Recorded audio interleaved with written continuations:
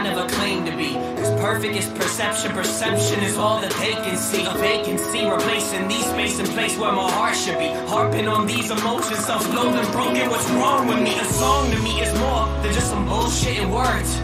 It's the only time some nobody like me will be heard. I was that kid that would get picked last, never the one that would skip class, never the puff when the piff passed. So me and a rap is a mismatch, right? The stereotype, I've been feeling uptight, I've been wanting to fight, I've been up every night as a right and a right. I've been looking for light in the darkest of night, it's a bit of a pipe dream, that's what they told me. If I listen to your dumbass, I'd regret it as the old me.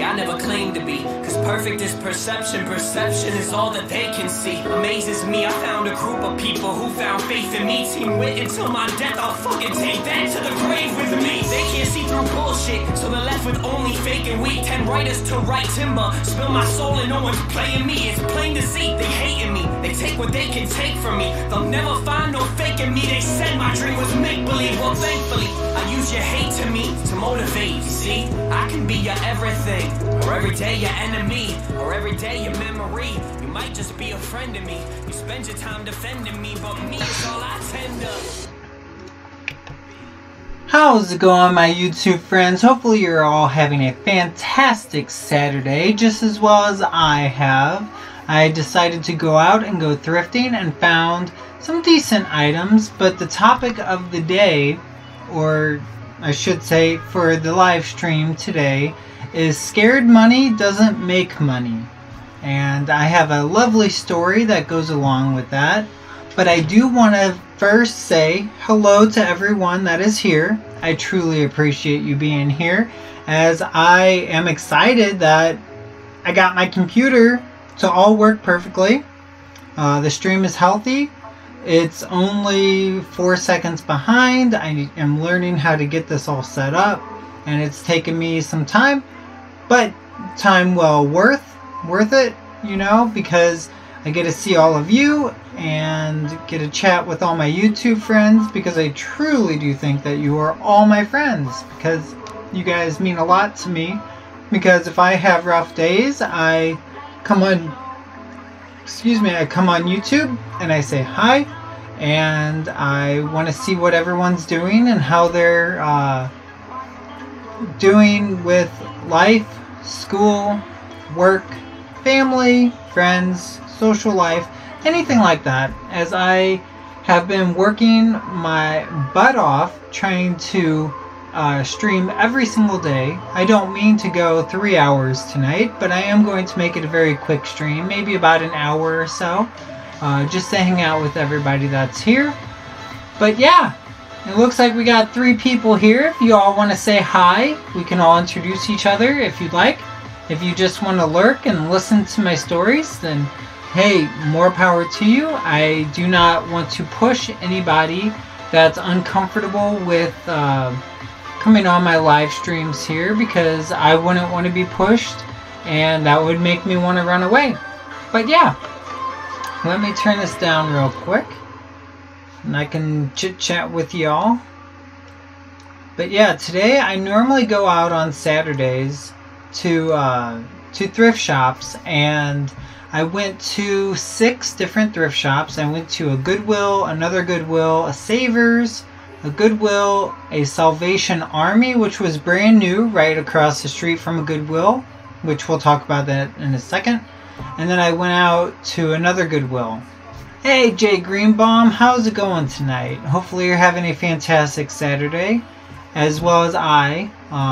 Like I said, I went out to all these thrift shops today, and I decided I found very expensive items today that I don't have a lot of money. But the thing is, I go by that saying of scared money doesn't make money. So I grew some balls, I guess you can say, and I spent over $225 at a Salvation Army. Not only does it do good for the community and the Salvation Army with the donations that the money goes to, but it also helps me because I bought three items. One was $150, one was $119, and another one was $299. The $299 item will sell for $199. The $150 item will sell with a profit of $220 as a profit, and then I think the $114 or something like that will sell a little less than $200 a profit. So I decided, hey, why not? It'll be quick. I used my mind, my gut feeling, which is always good to have with any situation in life. If you're just uncomfortable, that's one thing, but you have to understand that uncomfortableness is natural. But you have to really listen to that gut feeling, and I felt good and promising that these items would sell very, very fast. And by spending $225, yes, that's a lot of money for me because I don't have that much currently, because my fourth quarter, my holiday sales were not all that great. But I will make at least $400 or $500 in profit just on three items. So I thought that was pretty cool, and I can't wait to get them listed. One of them had a box within a box with two boxes that were sealed, and they were not ripped open or anything like that. And the other one was open, but I looked inside and it looked perfectly brand new, which goes for a lot. And then I found like a mouse and a keyboard from Microsoft that will sell for $199 brand new on Amazon. But the only issue is it has been opened, so I have to drop it down to the condition status of like new, because it's not 100% brand new, because it has been opened even though it has not been used. So that's the biggest thing to really realize when you do Amazon, is that new is new. It has not been opened. It has not any damage on it. There's no writing. There's no sticker residue or anything like that. Like, it's brand new as if you purchased it from a retail store. How's it going, Juxtapose? I finally got my system working, and apparently I think what it was, I was using, here, let me go here real quick.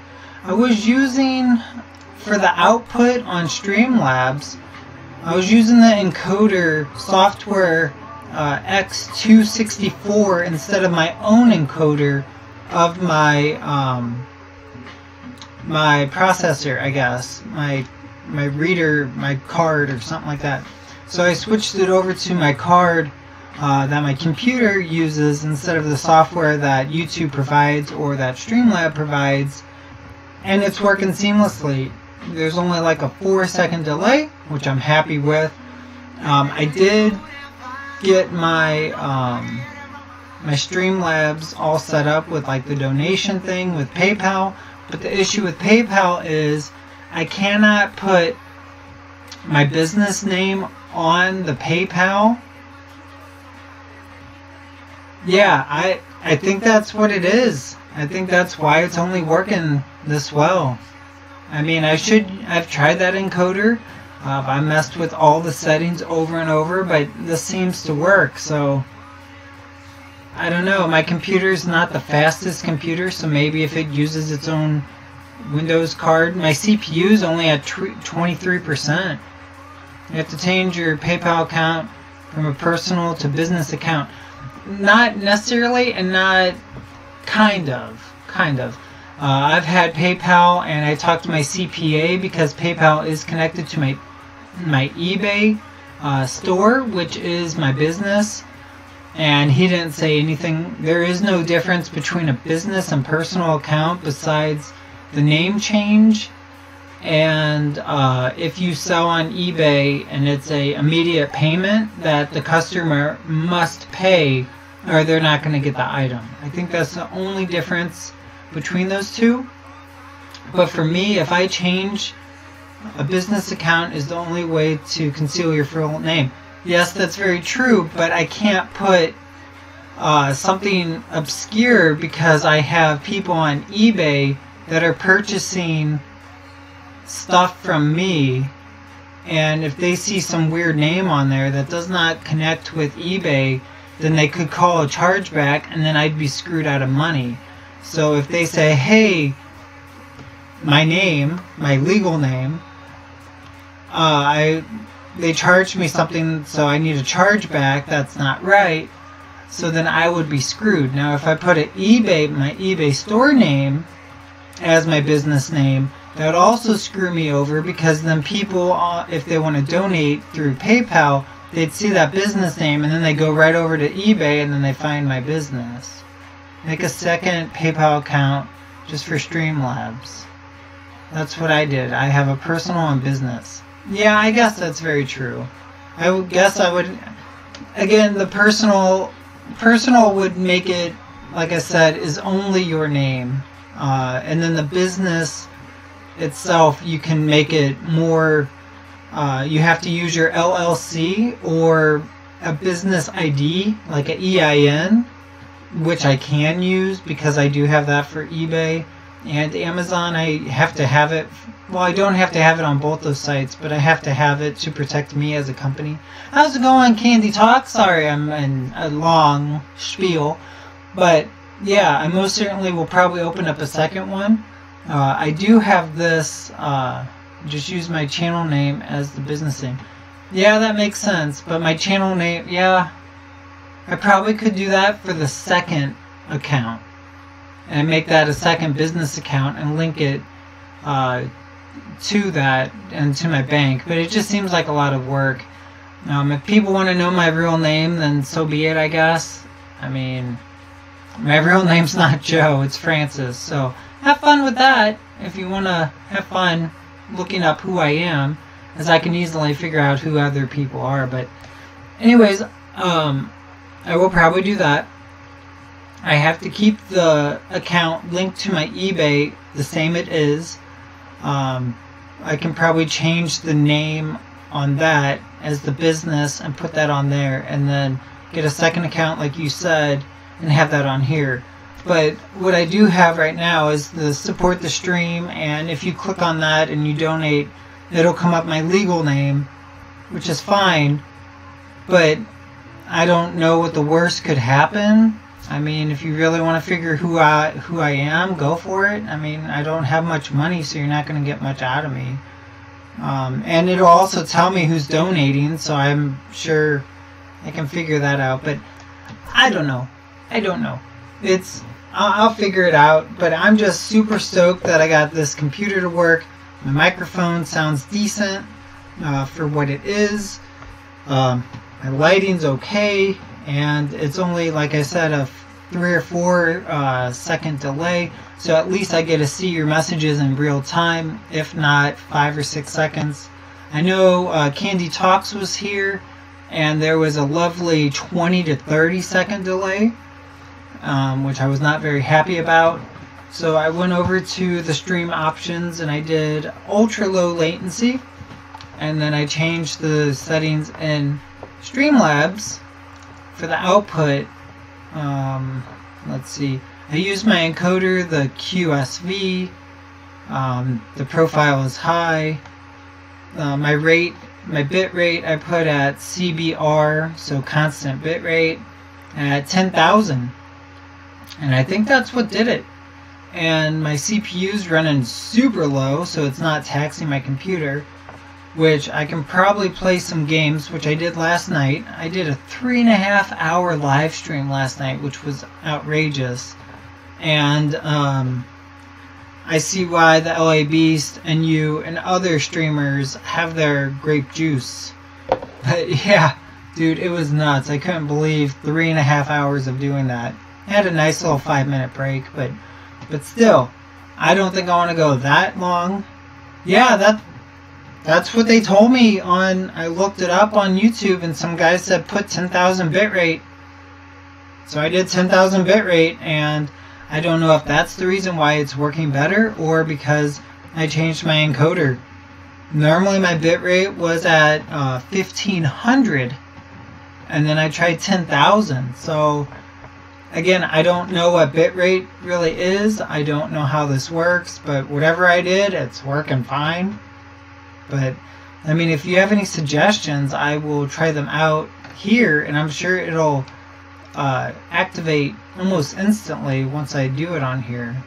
That's really high. I know that's what they were saying, but I do my constant bitrate at 10,000. If I drop the bitrate, does that make it smoother, or does it make there less delay? I don't know what bitrate really is, so I don't know.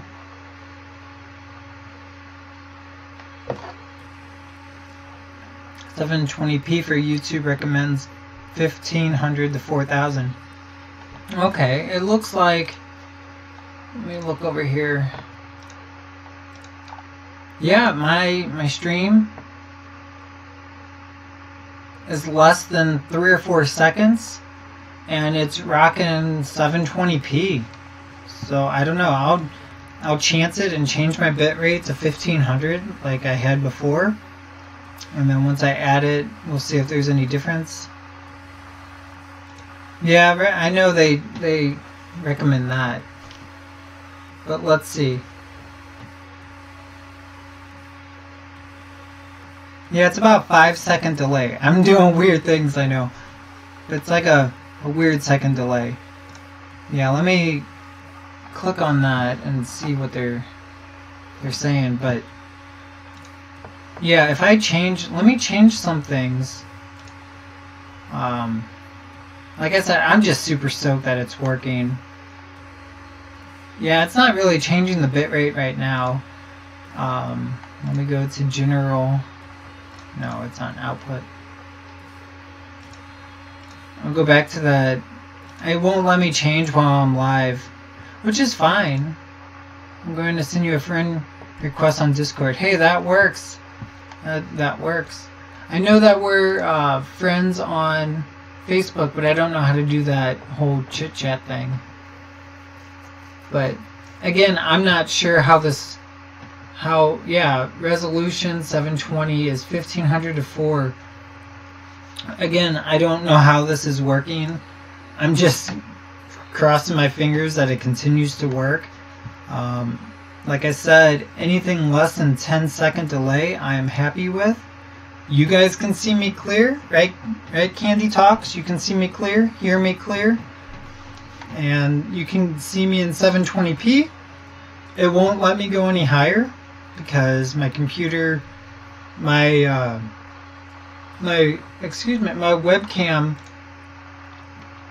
my webcam won't go any higher than 720p, because I'm running a 2015 laptop. Okay, good deal.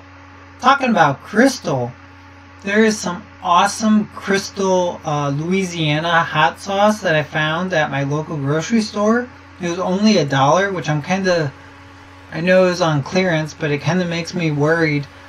They may not have it anymore, but it's a Louisiana hot sauce with garlic.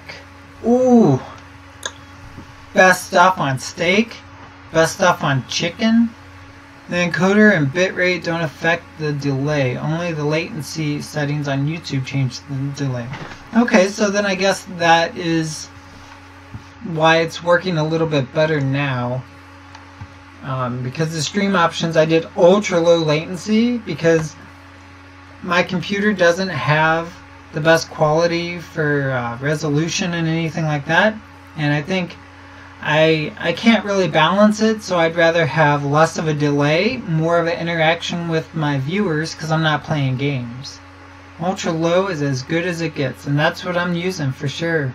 Yeah, I know it doesn't support 1440p and 4K resolution, which I do not have, which is fine. Sounds yummy. What's the sauce name? It's called Crystal something. I don't know if they still make it anymore of this kind with the garlic, but it is like a crystal hot sauce, which is phenomenal. Because I had steak tonight, and it was filet mignon, and oh, so good.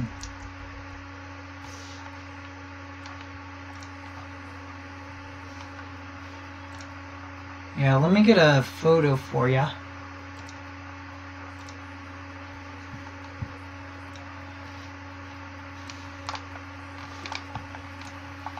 Give me 3.2 seconds.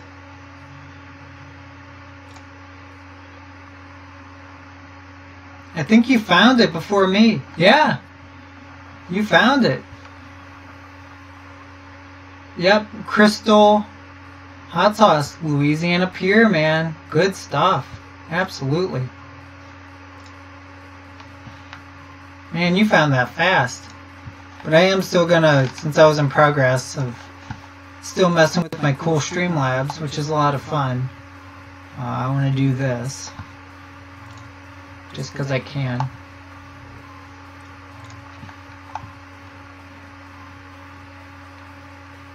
Yeah, that helps. Yeah, it's right there. Pure Louisiana Crystal Hot Sauce with garlic. Which I don't know if they make that anymore. But hey, I love it. And it's not too spicy. And it gives it a nice flavor. But yeah. For sure. I have to try it sometime. Yeah, it's at Schnucks. For Candy Talks, it's at Schnucks. Because that's our local place. Some places have Piggly Wiggly. Some people have Spuds. Some people Kroger's. Whole Foods, which is nationwide, of course. But we have two places that is called Schnucks and Deerbergs, and that's local grocery stores in Missouri, Illinois kind of area. But if you go down south, it's the Piggly Wiggly. If you go west, it's Hy-Vee in Kansas City. If you go farther, it's called Spuds. I mean, there's so many different places. New Jersey is ShopRite. See? Yeah. So I mean, ShopRite is probably a locally owned store. As we have that Schnucks here. So yeah, oh man, I need to start doing reviews or something, but I don't want my channel to be all about reviews. Heck, I don't even know what I want my channel to be about. New Jersey has AMP too. Yeah, juxtapose, you're close to New Jersey, and Candy Talks, I think you're from New Jersey? I know that you lived there, and then you went to Hawaii. But yeah, you both know a little bit more about New Jersey than me, which I don't know anything about it. But I do know that there is a reseller that's from Massachusetts that goes to Savers, because there's Bunch there, and Goodwill, and different places. Spent some time in New Jersey, which is probably, I'm guessing, 3 hours away from you in New England. I mean, it's probably not too far.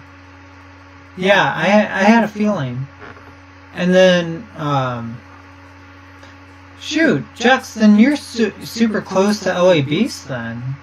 Yeah, a few hours is not that bad. I mean, if I want to go to Kansas City, that's a 3.5 hour drive.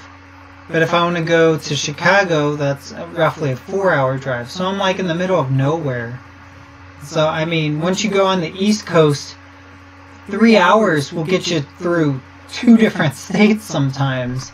As 3 hours will get me through my one state. Because I think we don't have the biggest state. I think the largest state is actually Alaska.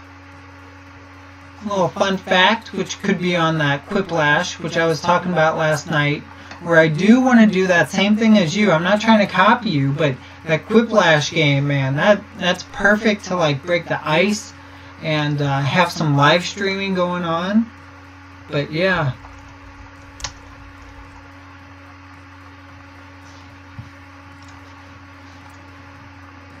Yeah, I thought that would be kind of cool. Alright, right here it says Alaska, Alaska's number 1 with 665,000 square miles. And then next is Texas with 268,000. And then California at 163,000.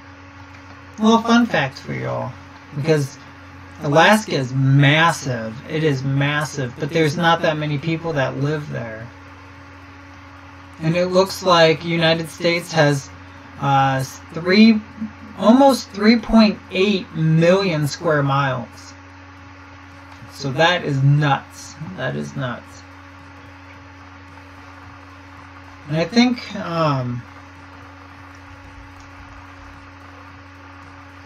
another fun fact here. The safest states in America is Minnesota, Utah, New Hampshire, Connecticut, Rhode Island, which is all up here, Hawaii, Massachusetts, and then Washington. So that's safe. Trip to Alaska is on your bucket list. Oh yeah. New Jersey is the most densely populated state in the U.S. with about 1,200 people per square mile. Holy crap. So you're like living on top of each other.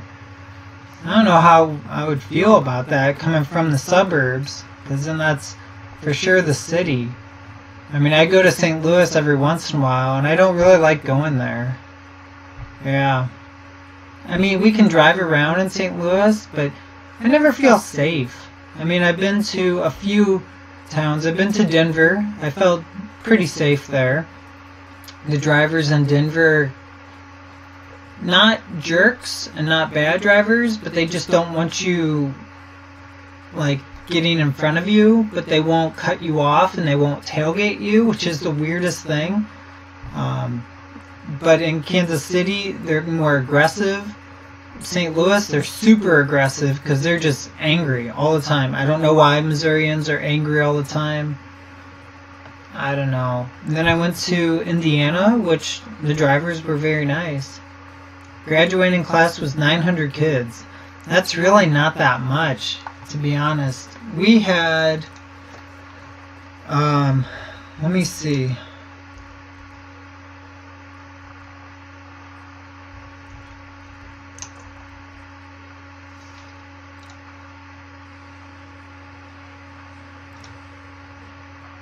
Let me see how many we had. I know we had way more than that.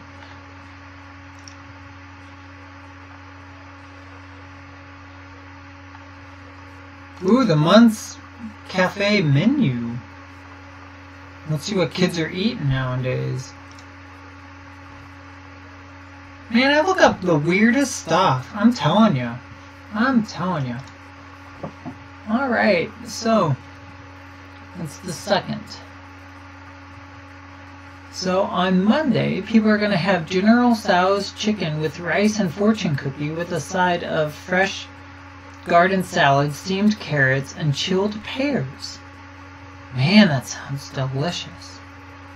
Then Tuesday's chicken rings with breadstick stuffed crust pizza, which sounds absolutely horrendous.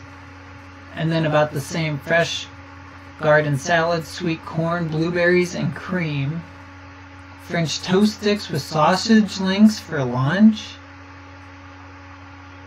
Mozzarella sticks with marinara sauce, buffalo chicken sandwich, loaded pork nachos, macho nachos, chicken and waffles with syrup.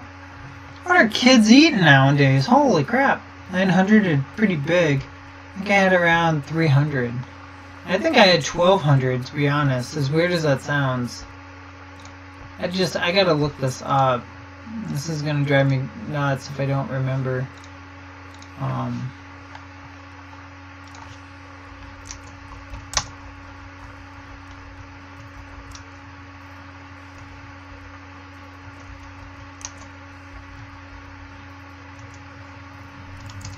Google is such a strange place. I'm sure you can find all the information you need.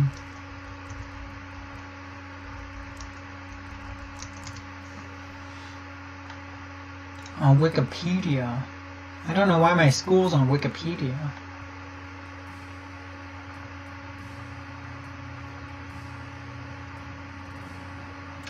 Oh, interesting. Dude, that's freaking awesome. It shows where kids, like, where they've been. Dude, that's cool. There's a guy named Corey Ashe. He's 28, from St. Charles, Missouri. He plays for the Philadelphia Phillies. In 2015. 32 home runs. 290 hits. He played for the White Sox in 2017. Dang, dude.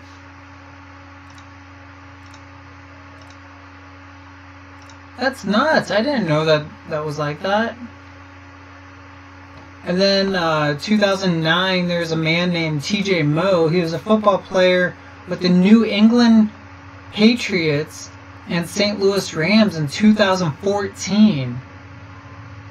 Dude, I didn't know he played for the Patriots. I never liked that kid. He was such a jerk. Hey, whatever. Played for the Rams and New England Patriots and St. Louis Rams in 2014. I don't know how he played for both. Then there is Alyssa Moats. Played for Chicago Red Stars, which is a soccer club. She's 29.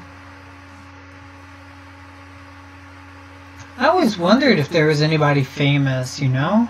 Just looked at my graduating class. It is 134. Wow. And that's over in New England, right? Like, you probably have a lot of schools all around you.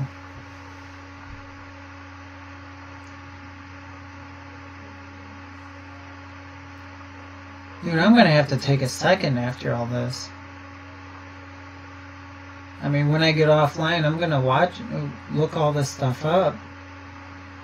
Just trying to find how many people graduated that year. It does say here, number of students, 1,894 from 2016 to 2017. But that's for everybody. That's not my school. My school opened in 98. And I came in 2004. My sister graduated 2003, so she was a year after it started. Fun facts, but yeah. Huh. Yeah, they only had 2,000 students when they first opened. Dude, that's nuts. I can't believe actually somebody famous came from my school in my area. Because where I live, not too many people are famous coming from where I am. I mean, we have a few. We have John Goodman. We have that guy from This Is Us. We have a few. We have Johnny B. Good guy, that singer dude. You know who I'm talking about. But still, yeah, you never think about things like this. And now that I'm thinking about it, I'm going, holy crap, this is nuts. I mean, this is nuts. How many graduated? I don't know why they're not telling me.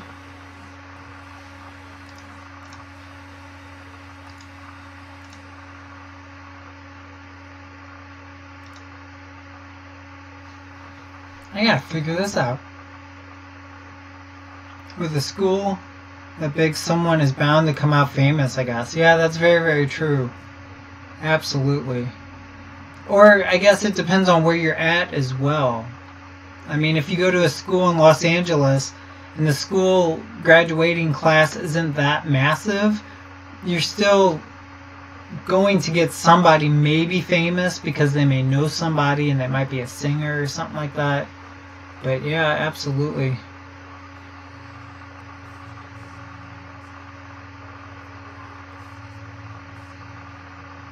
I don't even know how to find this information out.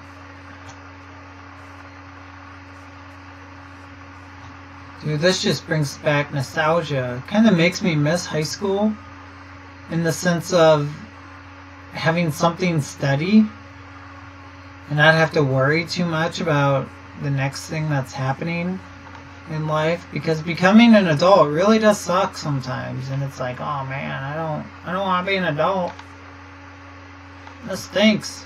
Why would I want to be an adult? And then when you're a kid, you're just like, I want to grow up and be an adult. And then you're like, why do you want to do that? I hated high school. I dropped out. Hey, fair enough. I mean, I hated it too, but I look, my whole family, my mom and dad have master's degrees. My sister has a master's degree. And I'm the only one that dropped out of college. Like, I couldn't even make it into college. And I'm like, I can't do this. Ford Zumo photo albums.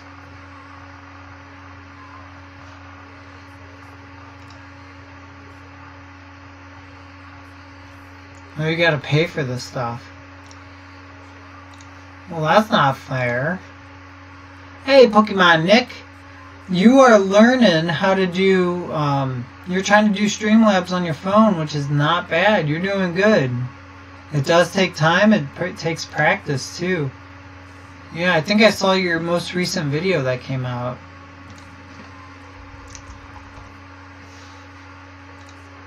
Always takes time with anything you do. Gets frustrating, too. Actually, I had the Cajun Ninja on last night. We were just chit-chatting. I think he joined your live, too. Doesn't he, Juxtaposed? Something like that. And I think the biggest thing that I really took away... Well, there's a lot of things that he said that I took away from him. But it's... I don't think it's all about the people that view your channel. I don't think you need to really focus on trying to get the subscribers. You don't need numbers, because then you lose sight of what you're actually doing on YouTube. And you got to really cherish the people that are on there, that are viewing you and hanging out with you. And he said, what was it? My only advice for Streamlabs on the phone is don't use an iPhone and have at least Galaxy S8. Yeah, that's very true. My 5 won't cut it, so I don't even want to mess with that right now. I'm looking into a newer phone, but I don't have the money for it, so I'd rather get a GoPro over a phone. But what he was saying is, to one person, you could be their world, but to the world, you're just one, or to the world, you're just one person, but to the world, you're just one person, but to one person, you're their world. And I thought that was awesome, and I thought that was one of the best things of advice that I could hear at this moment in time, and that even though I have 146 subscribers, I cherish everyone that comments on my stuff, or if they don't, that's fine. If they view it, that's great. I'm getting my voice out there. But when I do these live streams, I feel connected with everybody that gets on my live stream. Sometimes I get junky people on there and I just want them to go away, and then that's why I have my moderators. But still, yeah. Now the S10 is coming out, the price of the S8 is going down. I hope so. I may snag one. I don't want to buy a used phone, though. I mean, that's one of the things that I really don't want to buy, because I don't think anybody would want to buy my phone used, because I've used it for 3 years and the battery is just wearing down. I would want a fresh battery, a fresh operating system, and the RAM should be clean. But I will look in. So you're saying the S8 is probably a really good option. Let me do a little Google search here. I'll probably buy it on eBay. I know Amazon is pretty the same, but...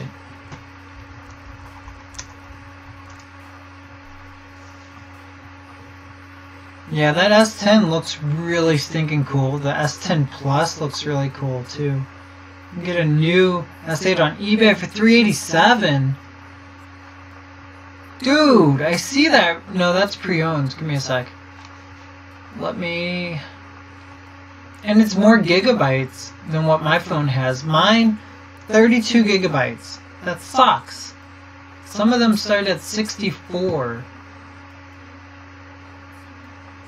Here, give me a sec to, gotta make sure it's T-Mobile. T-Mobile's pretty easy with, getting phones that will work with you.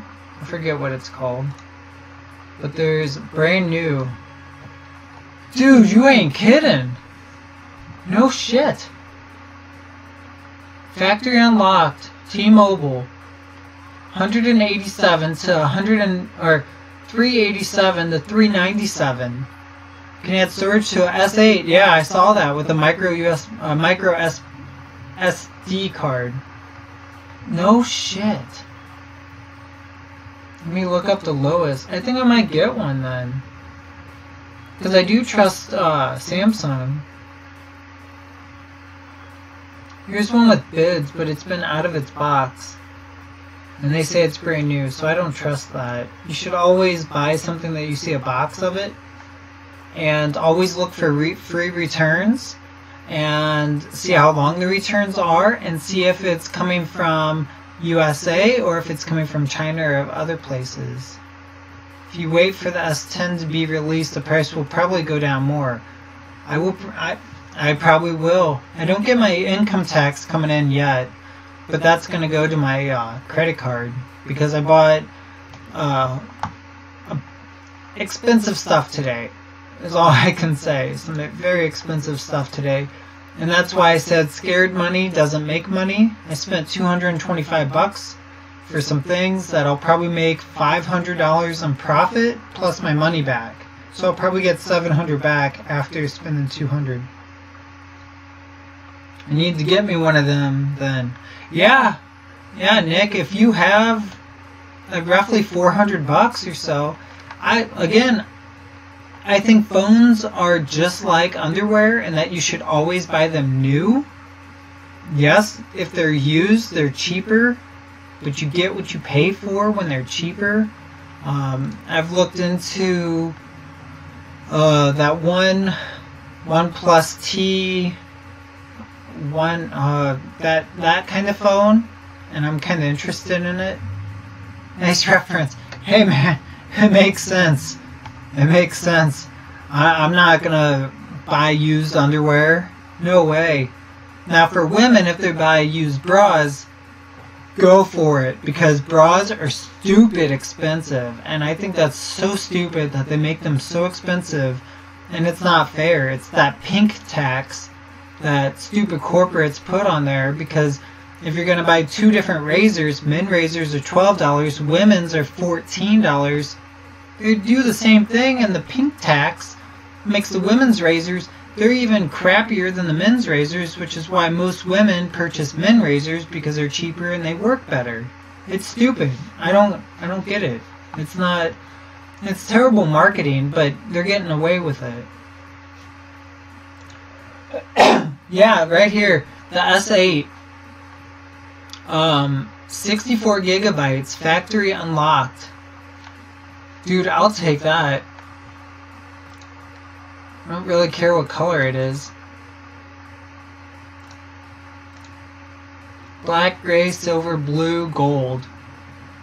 I don't think gray would look good. Silver is kind of cool, less fingerprint magnet. But it's like a tall phone.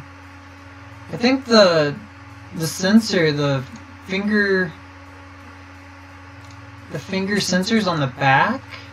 Yeah, this is $359. Or you could pay $33 for 12 months, which I don't really want to do that. I'd rather buy it outright and then hold on to my phone. Never heard of a pink tax? Yeah, dude, it's a real thing. Look, next time you go to Walmart, Target, Walgreens, anything like that, if you're going down the razor aisle, look at the men's razors of a 4-pack. Look at the women's razors of a 4-pack. Yeah. It's ridiculous. And sadly, some women fall into that and they purchase razors because it's pink or because it's for her. Dude, legs are legs. Razors work either way. Just do it, you know? It just doesn't make sense to me. But I used to buy phones used when you could easily change the battery, but not now. Yeah, I remember that. The S5 was my last phone I could change my battery out. And I actually had a zero lemon battery pack that made it look like a huge brick. But I don't care. Functionality over looks. I think I'm good with a phone that'll last 5 to 6 hours more than your phone that looks real thin. Yeah, thanks. I was just trying to download PinkTax. Yeah. Nick, click on that link for sure.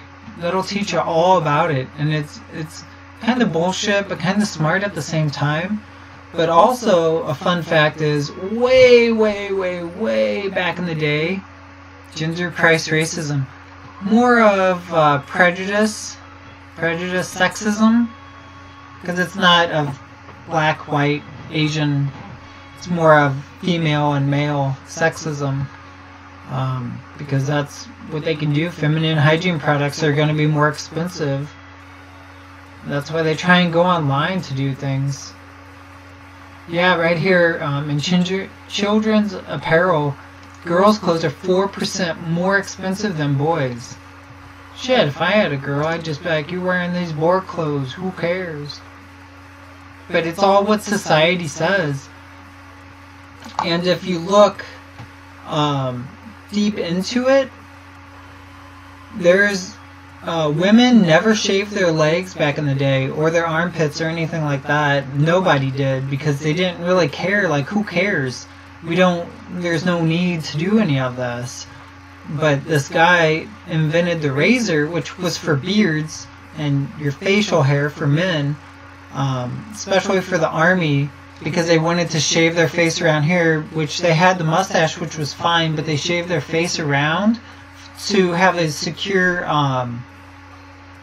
gas mask, because if it didn't fit correctly, your gas mask isn't going to save your life whatsoever. And that's why if you ever see military men, they have to be clean shaven no matter what, and they have to be buzzed shaved around their ears to the back of their head, because that's where the gas masks go, and that's exactly why they look that way. It's not for a look. It does look for a unified unifinity thing, like everyone looks unified because they all have the short hair and the shaved face, but it's more of a practical reason. Short hair on top for hats to go on, shaved buzz, like I just said, for the gas mask. Compared to men's products, women's products have a 7% more sales tax. Absolutely, that's the bullshit of it. But yeah, this guy invented the razor and started shaming women for having hairy legs, and that women should shave their legs. And he made a huge commercial ad on this to get women to start shaving their legs. And guess who's making that money with all of that? The guy that paid all that money for advertisers to shame women for having hairy legs, saying that it's gross. Yeah, absolutely. That's marketing at its best. Like, it kind of sucks. It's kind of dirty. It's kind of wrong. But the guy was like, yeah, women shouldn't have long, hairy legs, when it never bothered anybody at the time. No one cared. No one cares. Who cares? But now, back then in that history, they started caring because they were getting shamed about it for something that they're just like, well, this is what everybody else is doing. And then everybody starts doing it at the same time and starts pointing fingers at you. Oh, well, I shave. Why don't you? Why don't you? So it was that global peer pressure that happened. So then the guy's like, here, buy these razors. Oh, sorry, they're specifically for women. And then that's when he raised the market. Yeah. Big corporate businesses just trying to make a quick buck. More like a long dollar buck, for sure. I still agree it is a quick buck, but still it's that long stretched out dollar. Marketing and advertising is a cancer in our society. Absolutely. Look at Black Friday. Look at Black Friday. Look at the markdown items. This is my business. This is what I do. I know some of this. I'm not 100% an expert in this, so I do not claim to be. But what these companies do, the MSRP, of course, it's called capitalism. Walmart's going to go out buy a computer mouse, right? So they're going to go to China, or they're going to go to wherever this company is from, and they're going to buy mass amounts of it because they know that people want these computer mouses because they have a computer and they don't want to use a touchpad or whatever. So they're going to get it cheap because they have so much money. They're going to go, if we buy 10,000 of these, will you make them less? And they say, okay. So Walmart gets them for $3 a piece. They sell them for $14 to $16 a piece. That's $11 profit. But then at the same time, they have to pay all their advertisers for these. If you walk down the aisle and they have big signs, they have to pay for that display and all this stuff. But still, they're still doubling their money, which is a lot for a retail store. Because normally retail stores, maybe Target, I saw, makes 28% markup. That's their markup of their items that they purchase wholesale.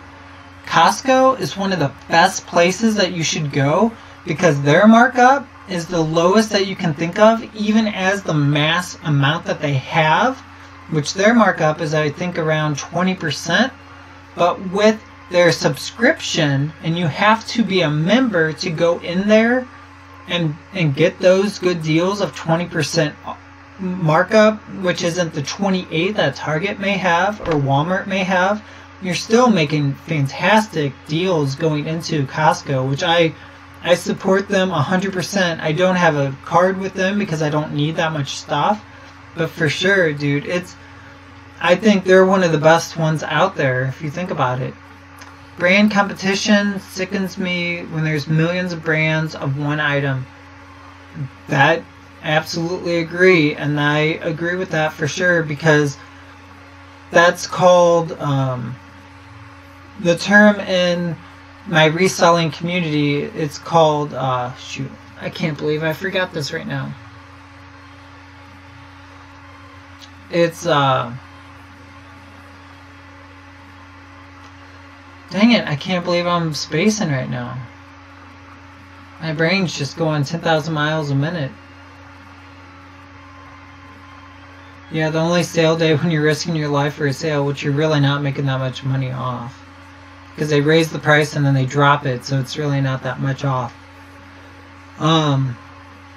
Private label. It's called private labeling. And marketing ties into exactly what you said, Nick. Brand competition sickens you because millions of brands of one item. Now, I can buy this from China. It's a no-name brand. I can slap my name on there. My rights are on that name brand. My rights are on that mouse, right? I go on Amazon, eBay, YouTube, and have the best marketing team ever and say, well, we're going to call this a Dell mouse. D-E-L-L is our brand, and we brand this item, and we say that it's the best mouse that you can ever have. It's a Bluetooth mouse, blah, blah, blah, blah, blah, and people will eat it up because it's a trusting brand that they know. Why do you buy HP computers? Why do you buy Dell computers? Why do you buy iPhones? Why do we buy Samsung? We know Samsung is a very trusted brand because they buy good quality things. Yes, they mark it up, but still it's a trusted brand because they back up what they say. Just like Spec. I love Spec. My case was messed up. They gave me a brand new one because it was busted. I showed them my receipt. If there was only one brand, it would be a monopoly, though, which wouldn't be good either. Yeah, because look at the guy that raised the prices for AIDS medicine. You remember that story. He said for like 5 pills it was $1,000. I don't know if you guys remember that guy, but he raised the prices of that medicine for people that had HIV and AIDS, and he raised it up, and then he had a monopoly on it. And like you said, it's not a good thing because everybody has to get their medicine to survive. Martin Scarelli. Yes, that's him. See, I don't remember names. I just remember facts about idiots like that. He was already making so much money at $500 or whatever it was, but then he went up to $1,200 or something like that. I'm glad he's in jail for sure. I keep missing your guys' comments. Less than that, it's more like 10 or less when I worked there. Worked where? A brand name that people know. Yeah. He used to do YouTube live streams. I did not know that. And I bet you he was quite a dick. My guess. But yeah, brand name that people know. And that's the thing. Because if I give you a phone that doesn't have a name behind it, would you really want to purchase that? Well, society doesn't use that phone. Society doesn't endorse that phone, and the marketing isn't there. So if there's marketing behind something, the cost is going to go up because the manufacturer and the business itself, such as Samsung, has to pay for the marketing team to throw it throughout the entire world. The world. Not just my state. Not just America. The world, to have their phones being shipped all over the place internationally. So they're paying a crap load of money for this. So their Note 5 cost them $200 to make. Globally mass produce these, but they're selling them at $800. So that's $600. Half of that, $300, is most likely what they're pocketing after everything. So it's just nuts. He used to give out his personal cell phone number and random people would call him on stream. That's kind of weird. It's kind of awkward too. Like, his phone would be blowing up. Especially on, I don't know, I guess he wasn't too afraid of his personal life. I don't know. People call my phone and I just don't even answer the phone unless I know who you are. People knock on my door, I don't know who you are. I'm not expecting you. I will not answer my door. Call me. Let me know you're on your way. Pretty eccentric, yeah. Just like Steve Jobs. I heard that there is an interview. This is all hearsay, but there was an interview that somebody had with Steve Jobs, and he would like cluck at them like a duck or something, and he would ask them the first time that they lost their virginity. Dude, you can't do that. That's breaking business policy. You cannot ask people things like that. You know, more importantly, why are you making them cluck like a duck?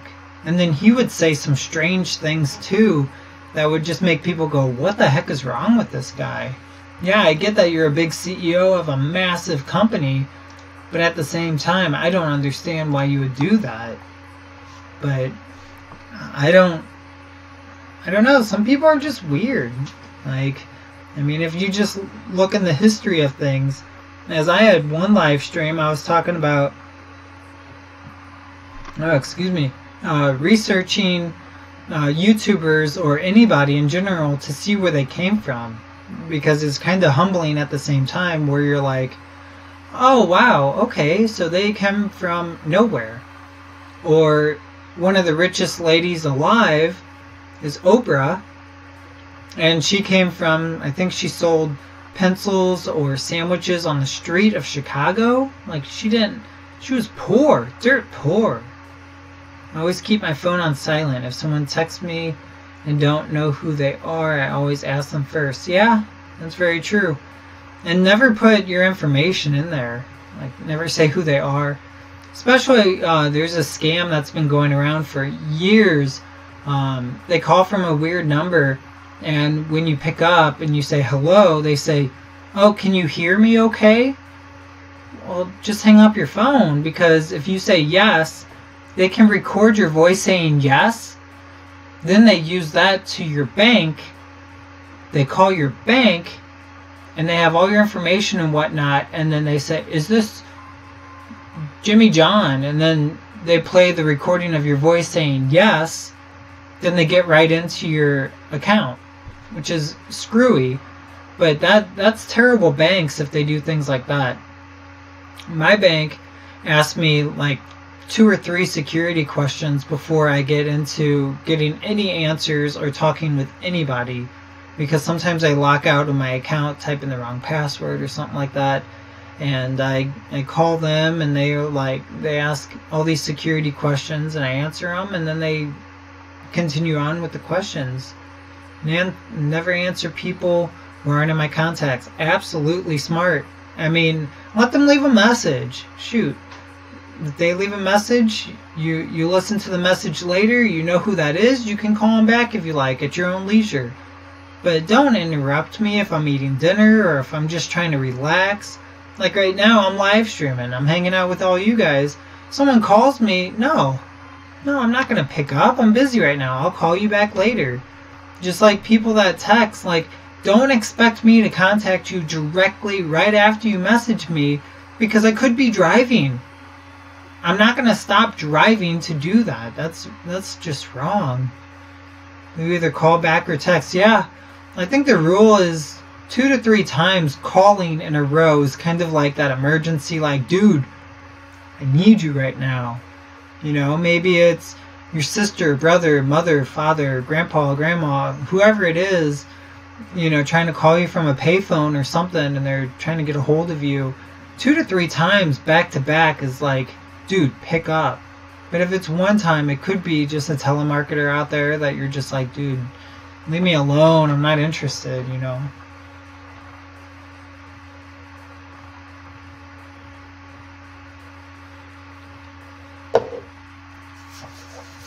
But yeah, I appreciate you, Nick, being here hanging out with me.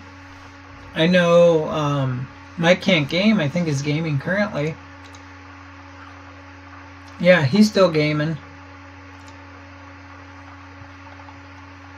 Yeah, he's playing that Sea of Thieves, which is a very fun game to just like relax and just listen to.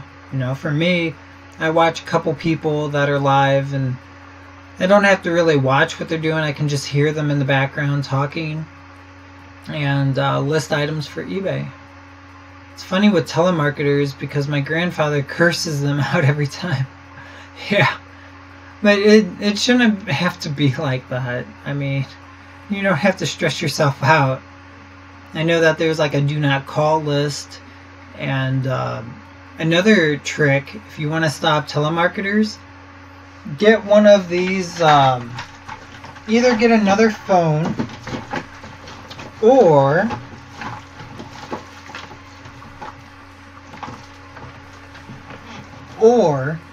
get a real cheap like recording device like this. This was like 20 bucks, something like that. And go online or go to YouTube and look up a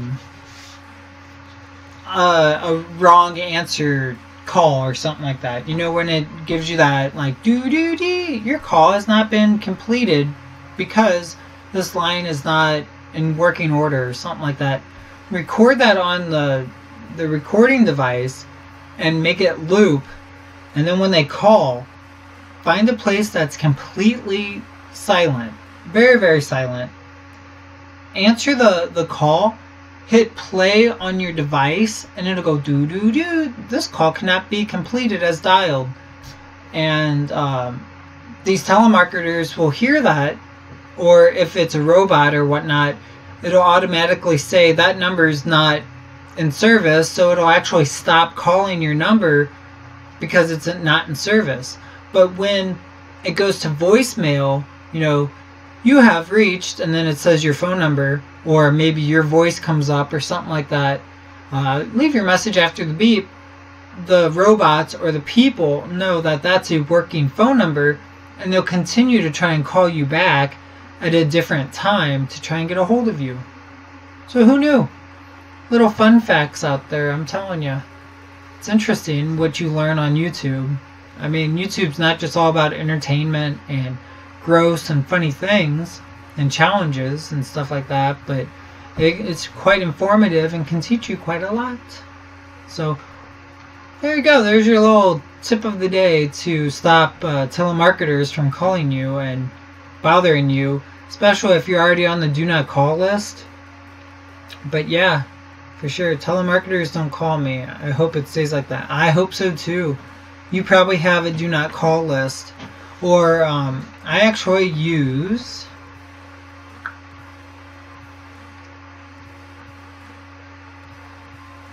give me 1 second. Let me find the app.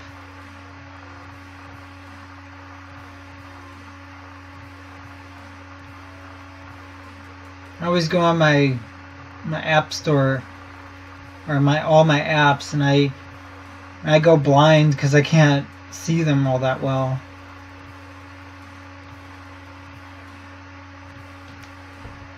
Oh my goodness, I cannot find it.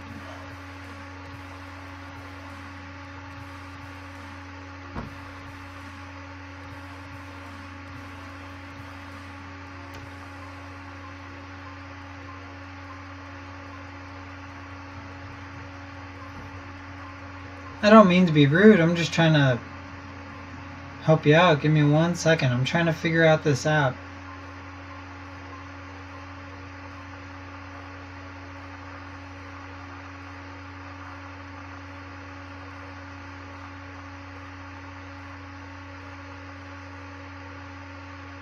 It's called Truecaller. Truecaller. I would definitely check out that app. It's kind of like a caller ID, but it's not like super pinpoint with caller ID. I mean, it will give you kind of an estimate, like, because other users will mark it as a scam or mark it as, hey, don't mess with me, like this is a bad number to answer. And when it calls, that app engages and lets you know what everybody else has marked that number as, and it can come up as unknown number or something like that, so then you just leave it alone. But most times it'll come up the phone number that's in your contacts, so then that doesn't really have to work that much. But other times, like I said, it could be a telemarketer. Walgreens has called me before, and the app has told me that it's Walgreens on there. It's a free app. I think if you pay for it, you get no ads, and it's more of a more comprehensive numbers that you get. Like, it'll tell you exactly who's calling. Same thing with OK Caller, OKCALLER. If you go to that website, type in that person's phone number that's calling you. Most likely you can find a general location, and sometimes it'll put their phone number on there if they're not hidden. But very true. Yep, Truecaller. It's on for what I know, it's on Android. So if you have an Android phone, go in your Play Store, Truecaller. Yeah, it's like a blue icon.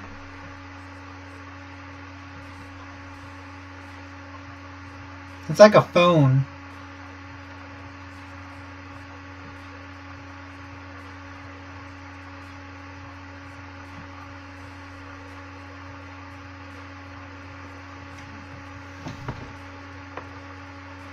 See if I can show you.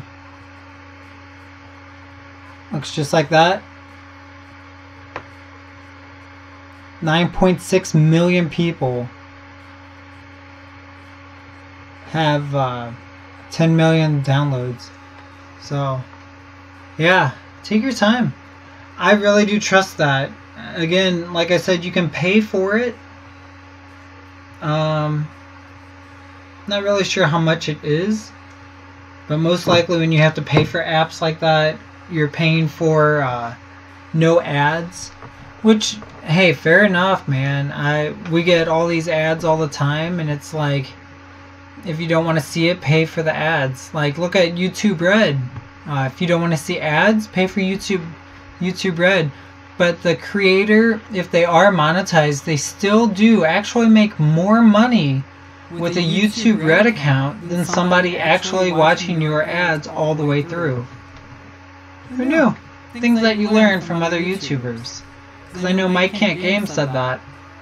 Because some guy was on there trying to boast about, I don't have to see ads, it is whatever, you know, because I have YouTube Red and you're not getting any of my money. But even if you have YouTube Red, you're paying YouTube. So then YouTube's like, okay, well, we'll take some of that money out and pay these guys. Just like Kasim G. You ever remember that guy? Super funny dude. He worked with AdSense or something like that, and sold his company for $50 million or something like that, and that's where the ads are coming from with YouTube creators. Whenever you see an ad, for sure. Fun facts tonight. I didn't realize I was going to give out some fun facts and actually stream this long. I see why streamers are always streaming, because little topics come up and you want to talk about them, and it's like you just want to keep talking and talking and talking, and when you're about to leave, people say something else, and I don't think they want you to leave because you are entertaining them, or they are enjoying your voice, or they like how you look, or I don't know why people tune in on me, but I appreciate everybody that does, for sure. Again, I know I keep saying this, I'm just super glad that I got my whole system set up. I went ahead and got it. Yeah, not a bad idea. You can use the SMS option, the texting option, but I opted out of it because I like using my own texting, because I got used to it. But yeah, see, I hope it works, man. I trust it because I use it myself personally. I don't make any money by telling people to download stuff like that. The only thing that I make money on, which I don't, is my affiliate marketing links in my descriptions. So if you want to buy something on Amazon and you feel you're still going to get the same price for the item, but you want me to review it, or if you say, hey, can you give me an affiliate link for it and then I can get you some money, I actually get a small percentage for using an affiliate link, and you're paying the same amount anyways. So I make money, you're still getting the thing that you want, and I think that's kind of cool with affiliate marketing. But I don't want to kind of force people to purchase things that they don't want to. But I have done reviews in the past, and I just enjoy that people are watching them. Like, I have one that has 2,000 or 3,000 views on it, and it's a protein supplement that I use occasionally, and I have an affiliate link there. If people want to use it, then they can use it. But if they ask me, hey, do you make money on it? Yeah, I'm not going to lie. I do make like $1 or something like that per item that you buy, or something like that. I don't know. It is what it is. But for sure, I am probably going to get off of here soon, because I didn't expect to go over an hour, because it's 10:30. Last night was a 3.5 hour stream, which blew my mind up. I just kept talking and talking, and I don't know if anybody plays back my live streams and listens to them the whole way through, which is crazy. If you do, I appreciate it, but it can be quite, I guess, daunting or boring if you're not actually live with chatting with me. But yeah, I'll probably stop at 1:20, so about 5 minutes from now. If you have any questions about sales or anything like that, go ahead and let me know. But today I went to 6 different thrift shops, and only one I found 3 items, which is quite sad because I drove all over my town to find nothing besides 3 items. But those 3 items will make me about $400 or $500 profit. But the scary part is I had to spend about $225 for these set items. And that was a little bit nerve-wracking to drop that much, but if it sells quick, I get my money back, I make my profit, I move on, and I can put that money right back on my credit card, plus I'll have extra money. Found some Pikachu house shoes at a flea market today. Dude, let me look that up real quick. I bet you that's some good stuff. I need to start going to flea markets. I think I do. A lot of Pokemon stuff is awesome. Oh, excuse me. They're probably used, of course. Do you remember? Oh my goodness, excuse me. Do you remember how much they were wanting for them?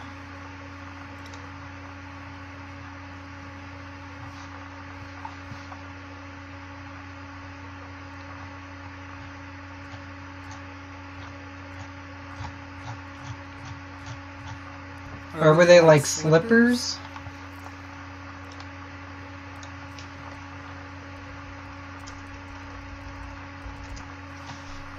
Because I know some slippers, I think I had some when I was growing up. I think that one went to $10. Ooh, that's a little steep. I don't know if I would go that high. $10 for used slippers or shoes. Yeah, I see some right here. They're called black, yellow Pokemon Pikachu slippers for $4. Here's one for $15. Here, let me do this, and let me know if any of these, are exactly what I'm talking about.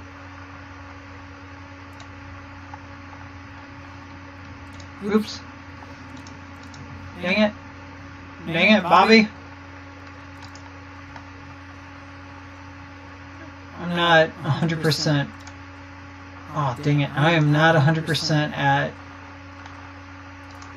doing this. Shoot. Give me a sec.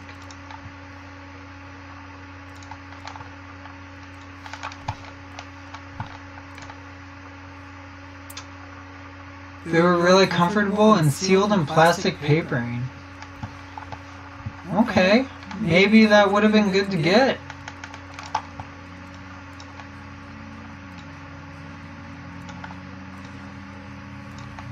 Alright, do any of these look like it was? Were they more like these?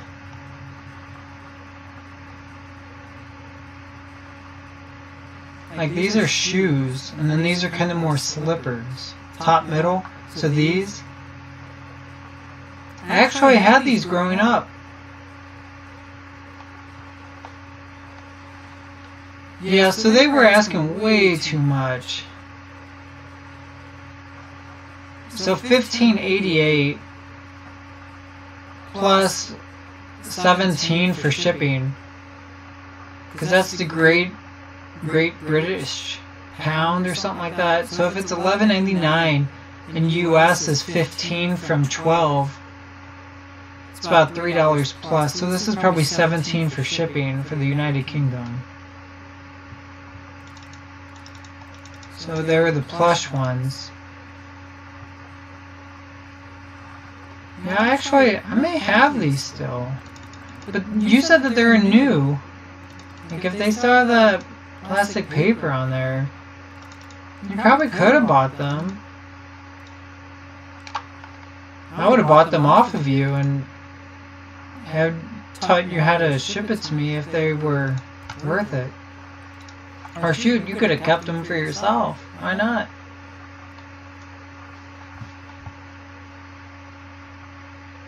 Yeah, I had one of these growing up too. These little plush guys. Pikachu was always my favorite. Yeah, that's the only one that's coming up. Let me change this.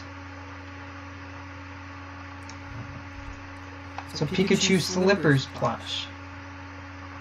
I think they were new. Yeah, I mean, as weird as it sounds, you might have to sniff them.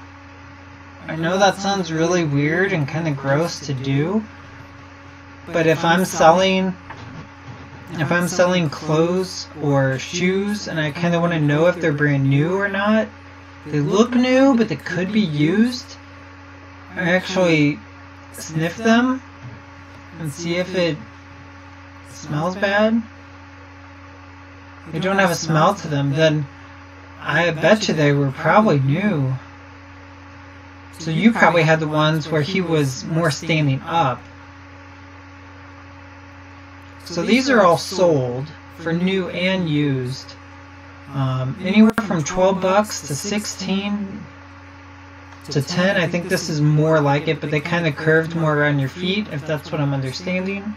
The ears stand up. So probably more of this one. Yeah, you wouldn't have made that much money if you were going to resell them. But at least you know that they would be new. You could just buy it online, and then you could return them instead of having an estate sale like that. But yeah, that's brand new for 14. That's probably not it, because you didn't just slide your feet in there like that. Here's 18. The shipping is $3. So yeah, you probably, if you were going to resell this and get into it, or if I was going to, I would have maybe made $6, but honestly I would have asked them to go lower. That one for $10.99 looked exactly like them. Alright, let me go back.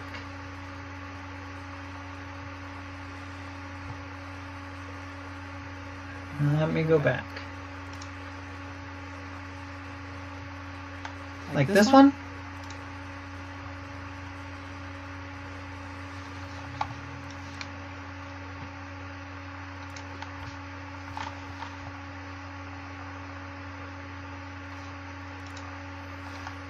Like this guy? Okay. Yeah, see, that's the only issue. You could have easily, I mean, if you really wanted to, you could buy them from China. But, I mean, it's an e-packet.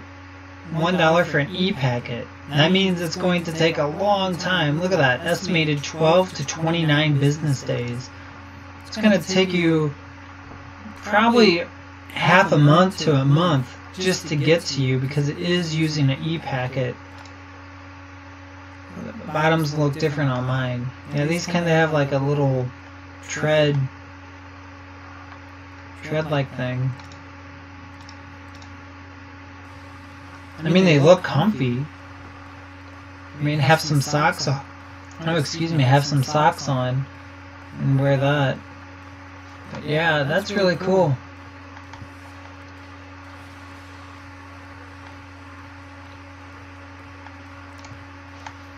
Very, very cool. Not a bad find. I didn't realize that you went to different antique shops. Or what did you say? Sorry. Dang it. You said you went to a flea market. Yeah. I probably should be going to flea markets too. You get the cheapest stuff and you make a lot of money on it. But the issue is you have to have cash. A lot of my capital is tied up. I'm debating on if I should wear them to school Monday or not. I mean, why not? If your school allows you to do that, why not? I mean, you are, I always forget, you're 14? Or is that Greninja? I don't remember. I'm so wrong. I'm sorry. So 17, you are probably a junior in high school. I'm sure they don't really care if you wear slippers in or not, as long as you're not distracting anybody. So you did buy them. That's pretty cool. But yeah, as long... Again, I haven't been in high school for like 10 to 11 years now, so I don't understand what the rules are. Especially with smartphones coming out. We never had smartphones. It was 2008, the first smartphone came out, I think a year after. And not everybody had them because smartphones were very expensive at the time. I mean, they are now, but still, we think about an $800 smartphone being expensive. Well, it's not that expensive compared. I think the new iPhone that came out, I think that was $1,000 or something like that. But we did have like sidekicks and smart-esque phones that you could get online, but you had no apps, I think. I don't remember. I know that there is a lot of phones that you could get online and watch things. Not always. A lot of people have flea markets or resellers too. Yeah, I've noticed that. I've heard people talk about that. That's where they make a lot of money at flea markets, because they buy liquidation lots, which I can find online and go to flea markets. So maybe we should set up a booth. Not a bad stream of income coming in. Might be better than eBay alone, because I have a bunch of stuff I need to get rid of, just to get rid of, but I'm not going to donate it. I want to make some money on it because I bought the stuff. So garage sales are perfect for that. But yeah, our principal just lifted the shoes ban in November. He said if we burn a hole in our feet by dropping acid, that's how it does. That's awesome. Who the heck is going to drop acid on your feet? But if you don't wear proper foot attire, then hey, that you're the dumb butt that does it, you know? You're the dumbass that does it. That's too funny. Yeah, I think we had like a pajama day, and a lot of kids came in wearing clothes like that. I never followed any of the hype stuff or the Valentine's Day stuff, which I mildly regret it, but then at the same time I wasn't too keen on high school. I went because it was nice to be around other people and that they remembered me, and kind of why I stayed at Home Depot for 5 years, because they remember me, they ask me how I am, only to find out after I leave there, after being there for 5 years, they don't ask about me. They don't care. They never act like they care. They don't message me out of the blue and say how my business is or what's going on. So, gotta love it. Gotta love it. Sometimes you gotta really wonder where people are, because they're gonna be nice to you because you work with them, and they don't want to tell you how they really feel about you, because if they did, it's gonna cause drama, and that's gonna get your boss involved, and people just go to work, make their paycheck, go home, and gripe about it. And that's what I didn't like, because that's what I did. I went to work, I was fake happy to everybody, went home, griped about it for a good half an hour to an hour, which was a waste of time when I could have been doing so much more. I love PJ Day. I slept in for an extra hour because all I did was wake up, eat a sandwich, and get on the bus. Living the dream, man. Love it. Love it. Enjoy it. Because when you get older, I know you might hear this all the time, but it's very true. When you get older, life gets tough. Sucks. You gotta make tough decisions. And it's not as easy as you think it could be. You know, like a tough decision is, do I hurt this person or do I hurt that person? Because there is no third option. There is no, I can make both people happy or I can make both people angry. You can't do that. That's sometimes what you got to do when you grow up and become an adult. You got to figure out how to decide for things like that. I already experienced some of those issues at my age, which is very sad, but at least it's kind of getting you ready for adulthood. I mean, it kind of gets better in some aspects and kind of gets worse in other aspects. Just like life in general. High school, it gets better because you make friends, but it gets worse because sometimes you don't make friends. I never really had friends in high school, which is why I kind of took to Facebook. But Facebook, I couldn't really have real friends on there. So then I decided to go to YouTube and start making videos on YouTube. I think I started in 2016. one of my first videos, which is horrendous. I didn't really know how to talk to the camera. I didn't know what lighting was. I didn't know what sound was.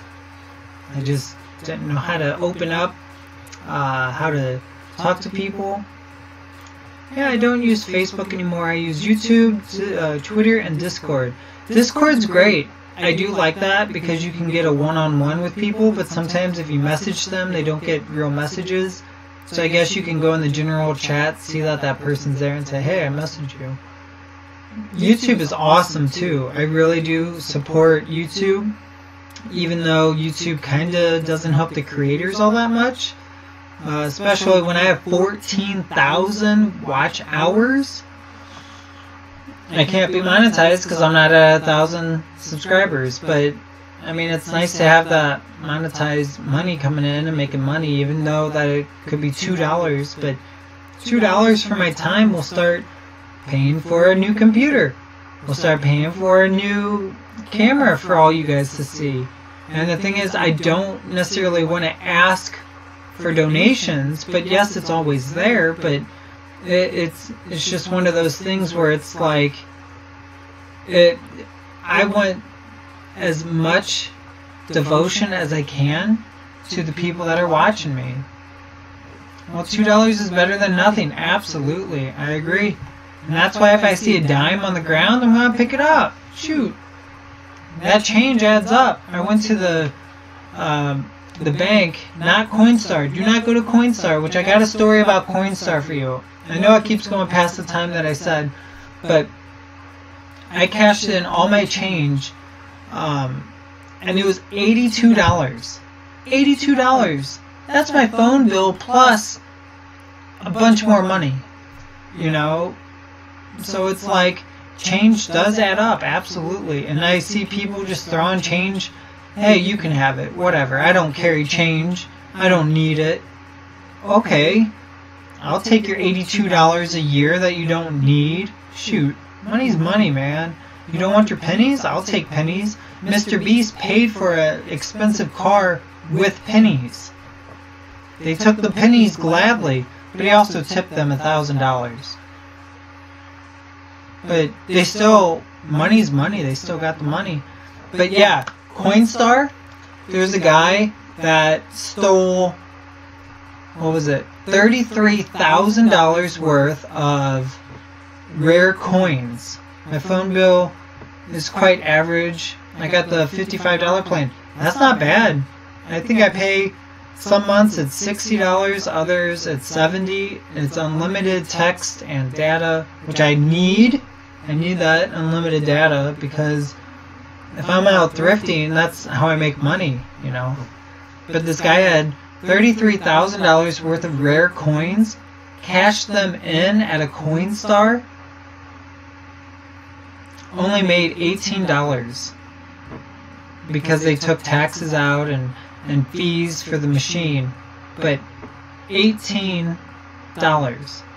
So now we have some rare coins in circulation that is worth $33,000, which I'm wondering if they already know that he cashed that in and how much he made on that. Can they just go back to that Coinstar, open it up, and pick out the rare coins? Or have those professionals unlimited too? Alright, maybe I need to change my phone plan. I have T-Mobile. So I have the lowest phone plan that has unlimited text and data. And phone calls are actually free with T-Mobile. Because nobody really pays for phone calls anymore because they don't. But yeah, the texting is a big one. Data is a big one. And that's the only thing I really care about with the phone plans. But the new phone, I thank you again if Juxtapose is still here. The S8, I will have to look into that phone. I kind of like that it has 64 gigabytes of memory, and I'm sure the RAM is just far more superior than my Note 5. I'm just so done with this phone. I'll pay under $400 for a phone. I guess that's not too bad for a flagship, which is a flagship. It's just a year or two old flagship. But yeah, you guys just keep me chit-chatting this whole time. I'm telling you. That's what you guys do. But I appreciate you being on here, man. This is nice. Text is important because of my job, and data, there's no explanation for that. YouTube? Make YouTube videos that way. I mean, but like what Jux was talking about, if your phone's not up to par, that's going to be a pain. And if your job is good, dude, hey, keep working hard at your job. If you don't want to go to college, don't go to college. I think that's the biggest thing that some high school kids really are too stuck on is, well, everybody's going to college after high school. I don't really want to. Maybe go to a trade school. If you're an artist, go into something like that. Go on YouTube. There's that kid that rated Mike Can't Game. That kid has 18,000 subscribers. And when he streams, he has like 1,000 people watching him and giving him donations. That kid, does he really need to go to college if he can make a career out of YouTube? Dude, I don't know. See? You don't have to. As long as you find a path for you that works. It's going to be a struggle either way. College is expensive, but if you, let's say you go into working on cars and a mechanic, you pay that money to learn to be a mechanic. Well, that's the same money that would go to college. Nothing I learned in school if I had to use in real life. Yes and no. Math, I think, is very important, but the math that they kind of teach, like the long way of doing an equation right now, is kind of dumb. But that's just what I think, which, I don't know. My opinion doesn't always matter on here, but that's just what I think.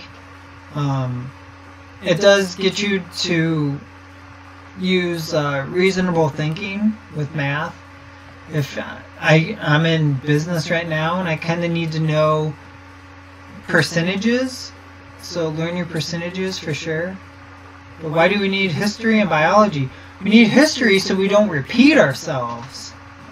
We need to understand the history with knowing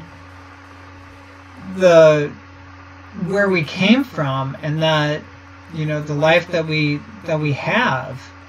I know it's kind of silly with some of the history that we learned, but I think it's great that us Americans should have pride in where we came from and at least some knowledge on what happened with the Proclamation of Independence, or why did we have a civil war? Why did these things happen? Well, these things happened for a certain reason, and this explains it. And to do a report really makes you understand how to do research. And I think that's the biggest thing with school. Research. Learn research. Learn how to research things. You don't have to be super good with history or biology. I mean, biology is good in the sense of you kind of understand how things work. That teaches you mechanics of things to a certain degree. Like health. Health class doesn't really teach you too much about your body. But biology teaches you about the bugs and plants and just you're never really going to use that, but you're also going to learn the aspect of research how photosynthesis happens. Why does it happen? Why does this plant turn green? Why does it get crusty and gray and brown in the fall time when then it falls off the tree? Why does it do that? It's not exactly thinking about why it's doing it. It's more of the class is teaching you, the teacher is trying to teach you to question why. And on top of that, how do I figure out the answer? What ways do I figure out the answer? How do I critically think about this project or this issue that's happening in my real world adult life? How do I do that? So I think they just have those different history and biology and things like that and math that will overall make your mind think a little bit different.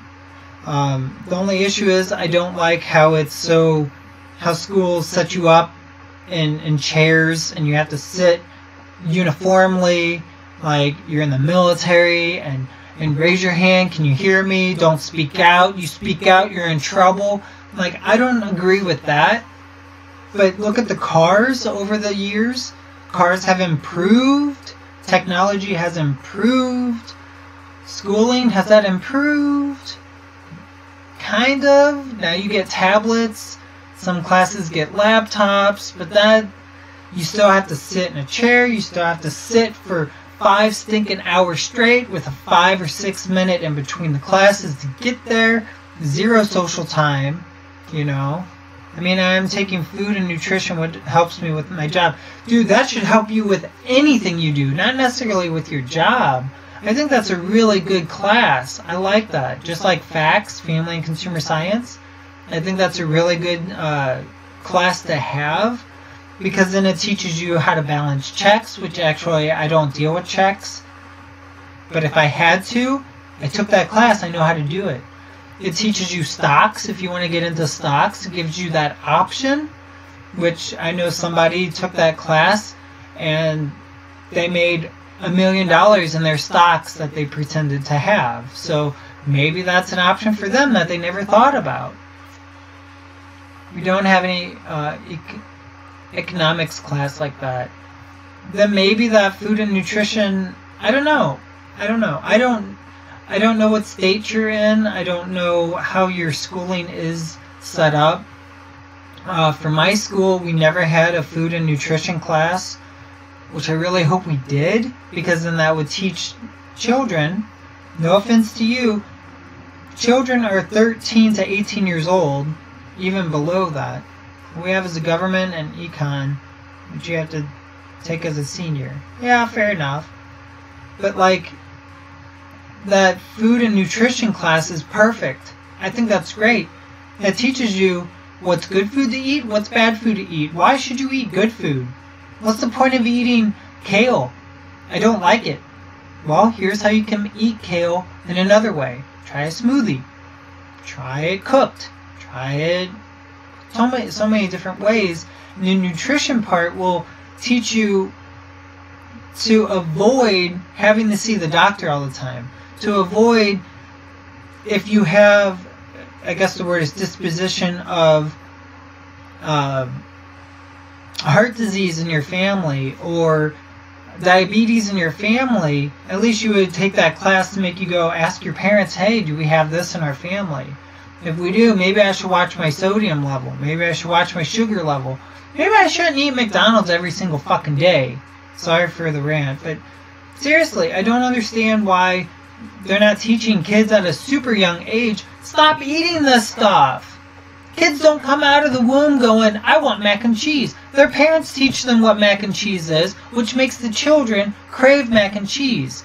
Children eat those mac and cheese, they get obese, they get unhealthy, they get unsatisfied with anything other than the junk that they're eating. So if you teach children, these are fruits and vegetables, this is all you can eat, this is all we have. Kids will eat that, and they will never want mac and cheese. They will never know what mac and cheese is, and if they never have McDonald's, then they'll never have McDonald's. We're learning now about foodborne illnesses and how to avoid getting them, and that's what everybody should have, as well as the people that are working in the food industry, which is my guess is what you do. You work in the food industry that kind of teaches you how to cook or handle food or raw food as well. Because pork should be cooked, I think, to 175 degrees. Poultry is 165 degrees. Steak, the thing about steak, the only thing that you're really trying to do is kill all the bacteria on the surface of the steak, because you can eat it rare as long as the surface is up to temperature and cooks all the bacteria out of it. But you can't do that with turkey or chicken or anything. Poultry 160 for white meat, 165 for dark meat, I believe it is. So you're right, that go on the side of caution at 160, but 165 is dark meat. See, I don't even work in the food industry.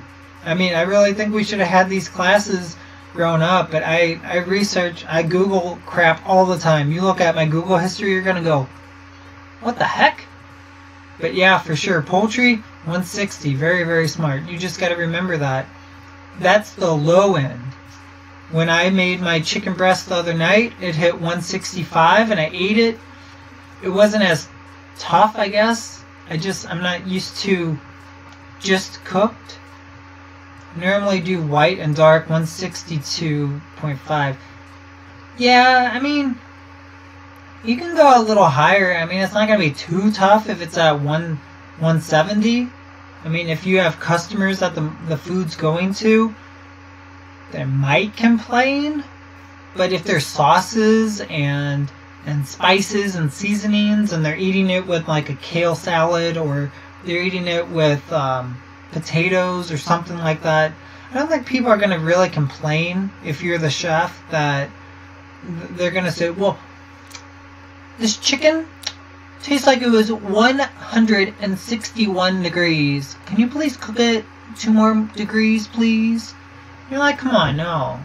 I mean, they're not Chef Ramsay. Chef Ramsay just wants it done. He doesn't want it pink. He wants it done and cooked at the right temperature.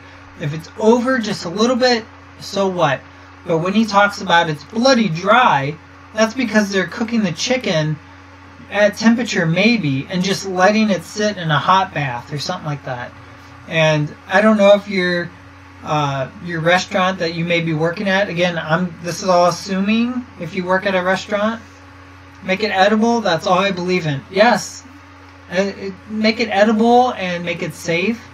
If your restaurant has a sous vide, perfect, because you can put your chicken and spices in a Ziploc airtight bag, suck out all the air, put it in a sous vide at 165 degrees exactly.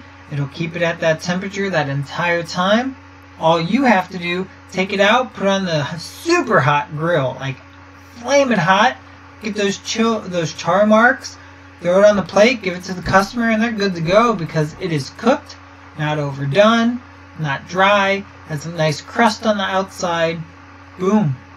Because I always thought about going into making food stuff. I mean, it's never too late to go into something that you like, and that can go for you as well, because you're young, in the sense of if something you try doesn't work out, okay, who cares? You can try something else. I mean, shoot, when I was at college, there is a 50-year-old lady there. Why is the 50-year-old lady at the community college? Well, because she wanted to go back and get a different degree. Or she wanted a degree. Maybe if I'm 40 and I want to go back to school, I'll go back to school. But currently I'm 29 and I am really dedicated to my business and I know that it'll work. And I'm getting there. And once I get more money and more, snowball effect, it'll get better and better and better. So, I mean, you just gotta not overthink things. And please excuse me, I'm going to drink my bubbly strawberry.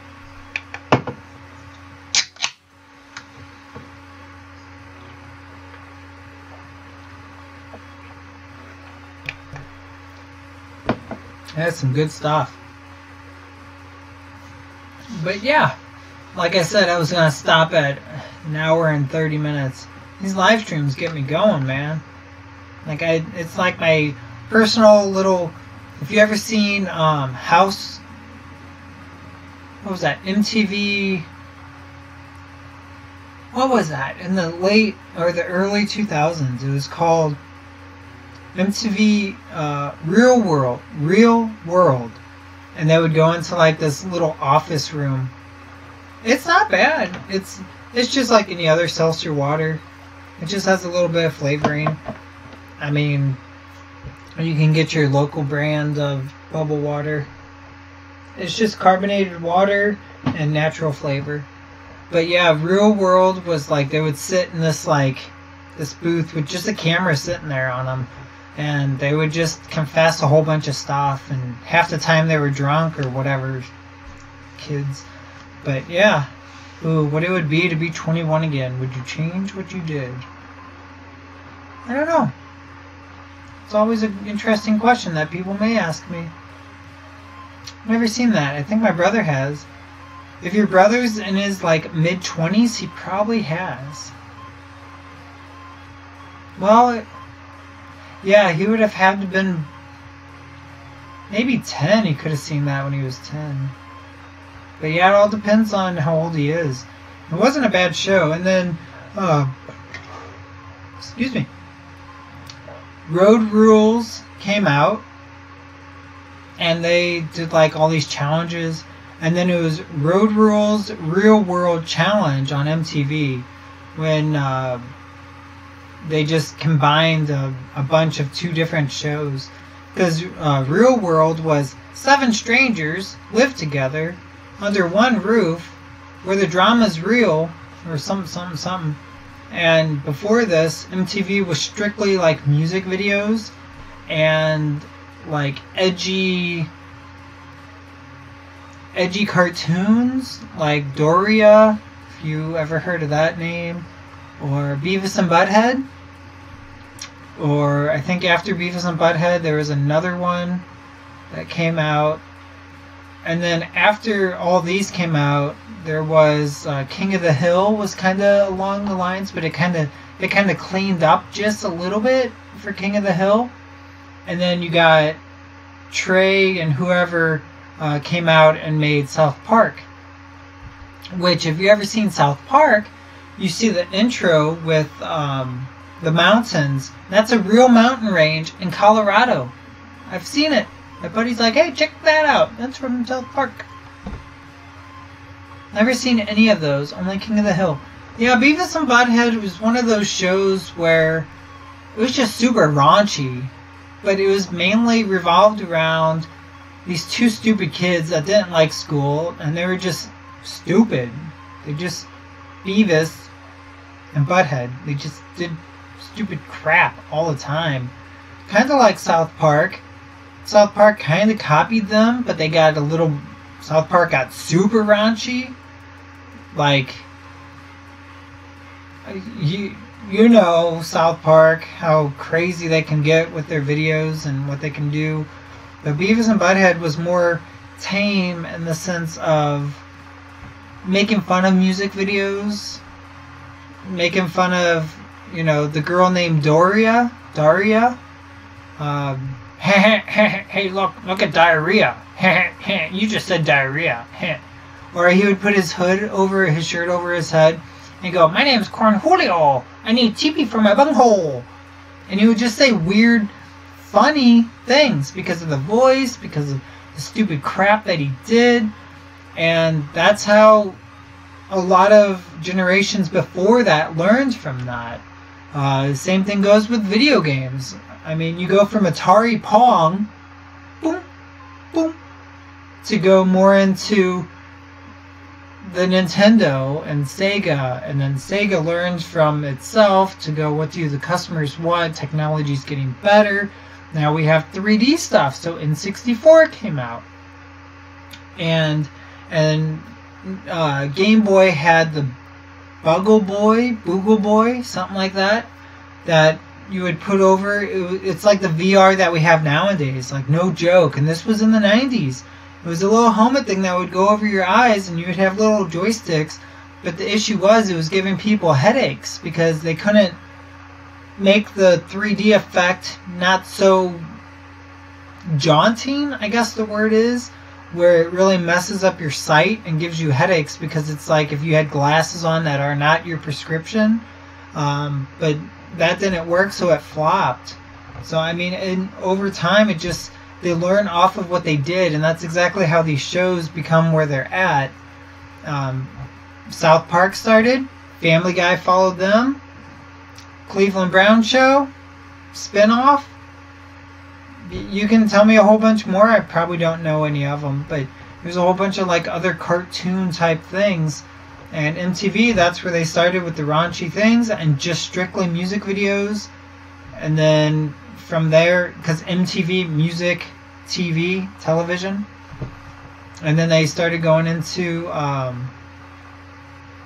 what do you call it? I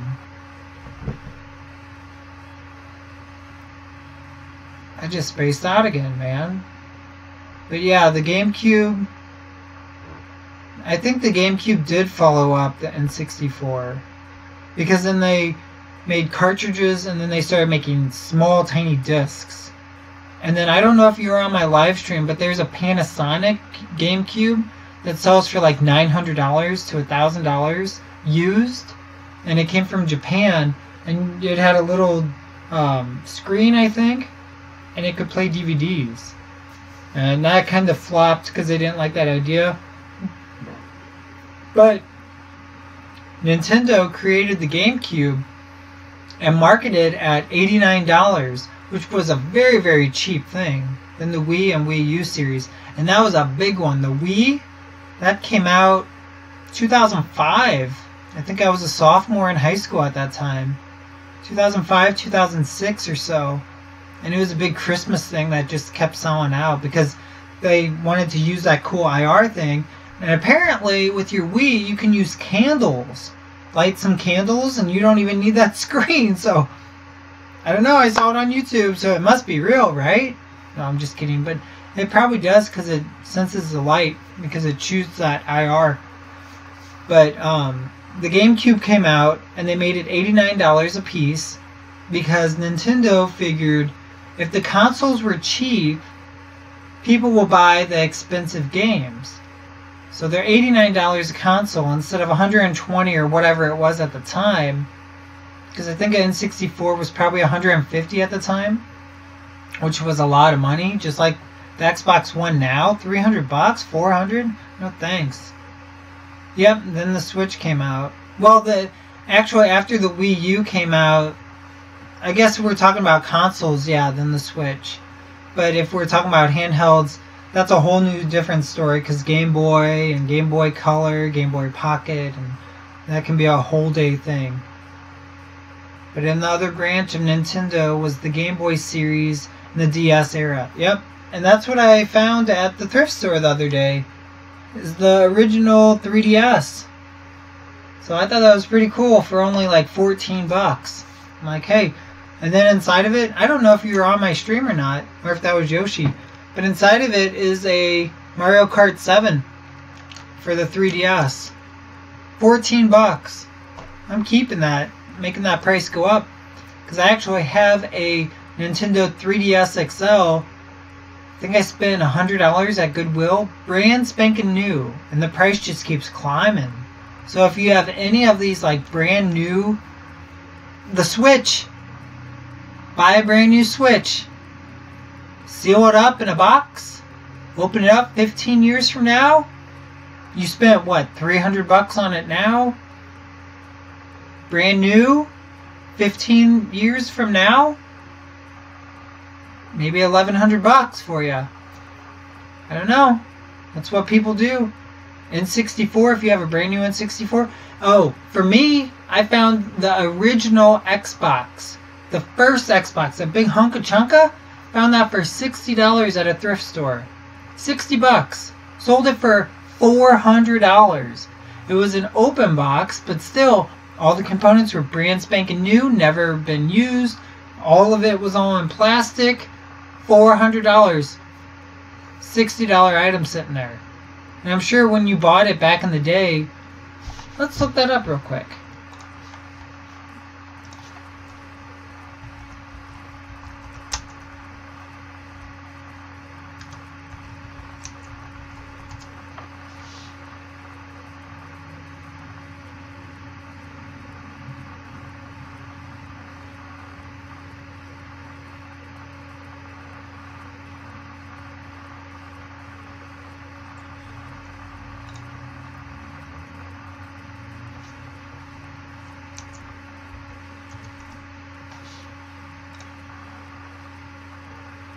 The Switch is a mix between the Wii U and a Game Boy Advance. I could kind of see that. Because the Wii U, you could like take it off from using on the TV. Then the Game Boy Advance, yeah, I could see that. Original Xbox. Dude, you're not gonna believe this. The original Xbox came out November 15th, 2001, right? For $299. So, if I would have bought it for that amount at that time, well, the price probably would have dropped, because look at the Switch. It's slowly dropping in price. Look at PlayStation 3. If you buy a PlayStation 3, at the time, in 2006, it was $499 to $599. Now, if you want to buy one brand new, $300, $200. I know a brand spanking new GameCube and a brand spanking new PS1 is up there. Yeah, let me see. I know the GameCubes are expensive. I found a bunch of thrifted ones. I spent like $6 on one of them and it sold for $80 real quick. The very first Nintendo Entertainment System came out October 18th. This is all fall time, of course, right before Christmas, which is exactly why they do that. October, August, September time. The original NES was $100 to $249. And Details was a pack-in game, which was Super Mario Brothers. And then if you got the more expensive one, you got ROB, Rob, accessory, the NES Zapper, 2 games, Duck Hunt, and Gyromite. Then the Super Nintendo was $199 with a pack-in game, which was Super Mario World. And then you said PS1? Original PlayStation came out September 9th, 1995 at a whopping $299. That's the PlayStation 1. And then 5 years later, when I got one, it was October 26th, 2000, and my mom and dad purchased one for me for $299, which it doesn't say in here, but you could get it with like games and other bundles. The Wii was $249. That came out in 2006, so I was very, very close when I said 2004, 2005. I had one up until I was like 5 or 6. I still have and use my PS2 today. Yeah, I wish I still had mine. I sold mine off. The best game that you can play that I think as a first-person shooter is a game called Black on PlayStation 2. Love that game so much. It was like the first Call of Duty that ever came out. I think so. Let's see. We got Sega was $189, and that came out around my birthday, 1989. Dreamcast, which I loved, that was $200. Game Boy was $89. Virtual Boy. I think Virtual Boy is what I was talking to you about. Love that game. Don't remember what happened to it though. Yeah.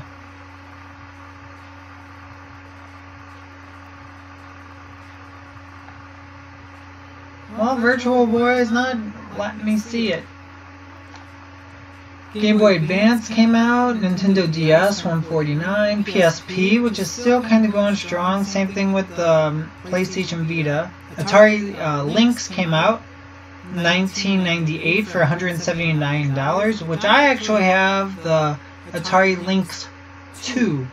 It does not have the back case for the battery, but I can find a different thing. The N-Gage came out. That was kind of cool. Forgot about PSP. Yeah, that was a big one.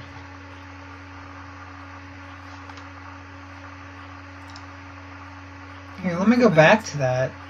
Yeah, because the Vita came out. Because the Vita kind of connected to the PlayStation 3. PlayStation 3 came out in 2006. And then the Vita came out in 2012. PSP was right before the PlayStation 3, and that was $249. Ooh.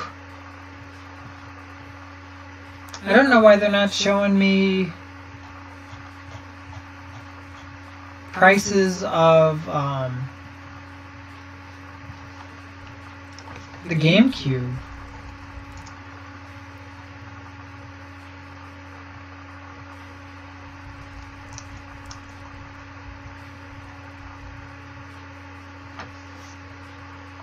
Original price of GameCube. I accidentally dropped my PSP in some syrup. Now it doesn't work. You can still sell it for parts. Sell that sucker for some parts. Especially if it's the PSP 101, I think. You gotta correct me if I'm wrong.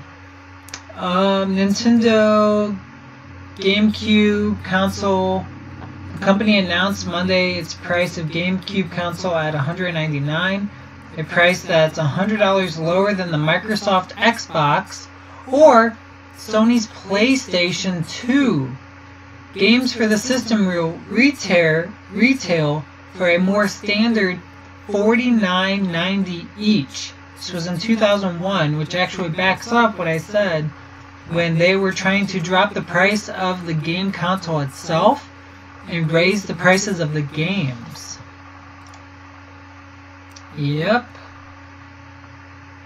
First party Nintendo, brand, controller, GameCube games for GameCube. Rare games like Pokemon Box, $250 to $500. Metroid Prime goes for $250 to $320. Fire Emblem, $90 to $280. Wait, didn't the PS1 come back? Yes and no. That was a remake. That's like, you know, when the NES came out and it used a HDMI cord to connect to your TV. They kind of did that same thing. I don't think they did it with the games. Like, it had a hardware on it of a whole bunch of games because people are lazy and they don't want to go out and collect or buy old games that they don't make anymore.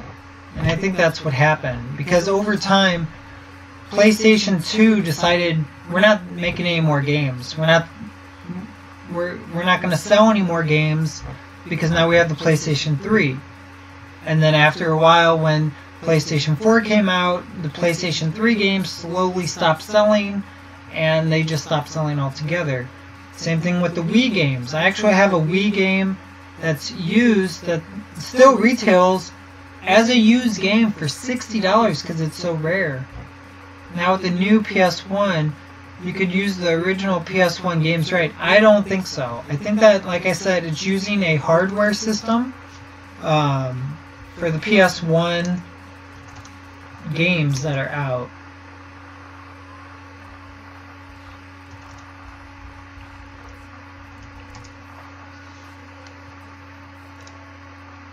I think it's called PSX. I think. You remember when I'm talking about that NES and the SNES.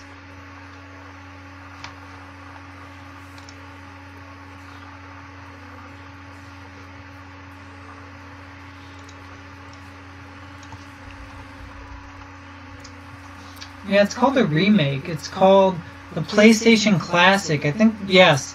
PlayStation Classic does not take the old games. It has hardware within inside of it. Kind of like a HDD, hard disk drive. And you just plug it in, the controllers that they give you. And it, like I said, it's just like the classic, the NES Classic, if you remember that.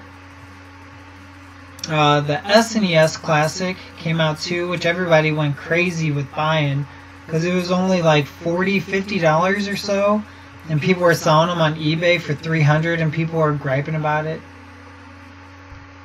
20 games? I'm not sure.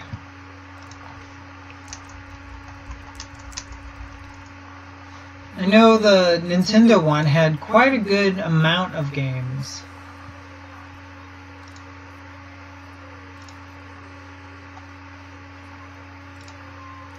PlayStation Classic full game list.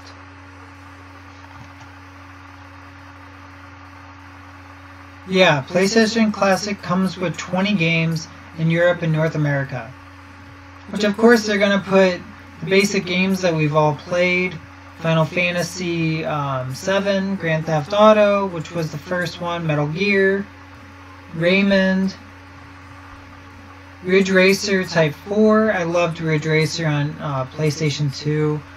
Ridge Racer 5. I love that game so much. Rainbow Six. Twisted Metal. Twisted Metal, man.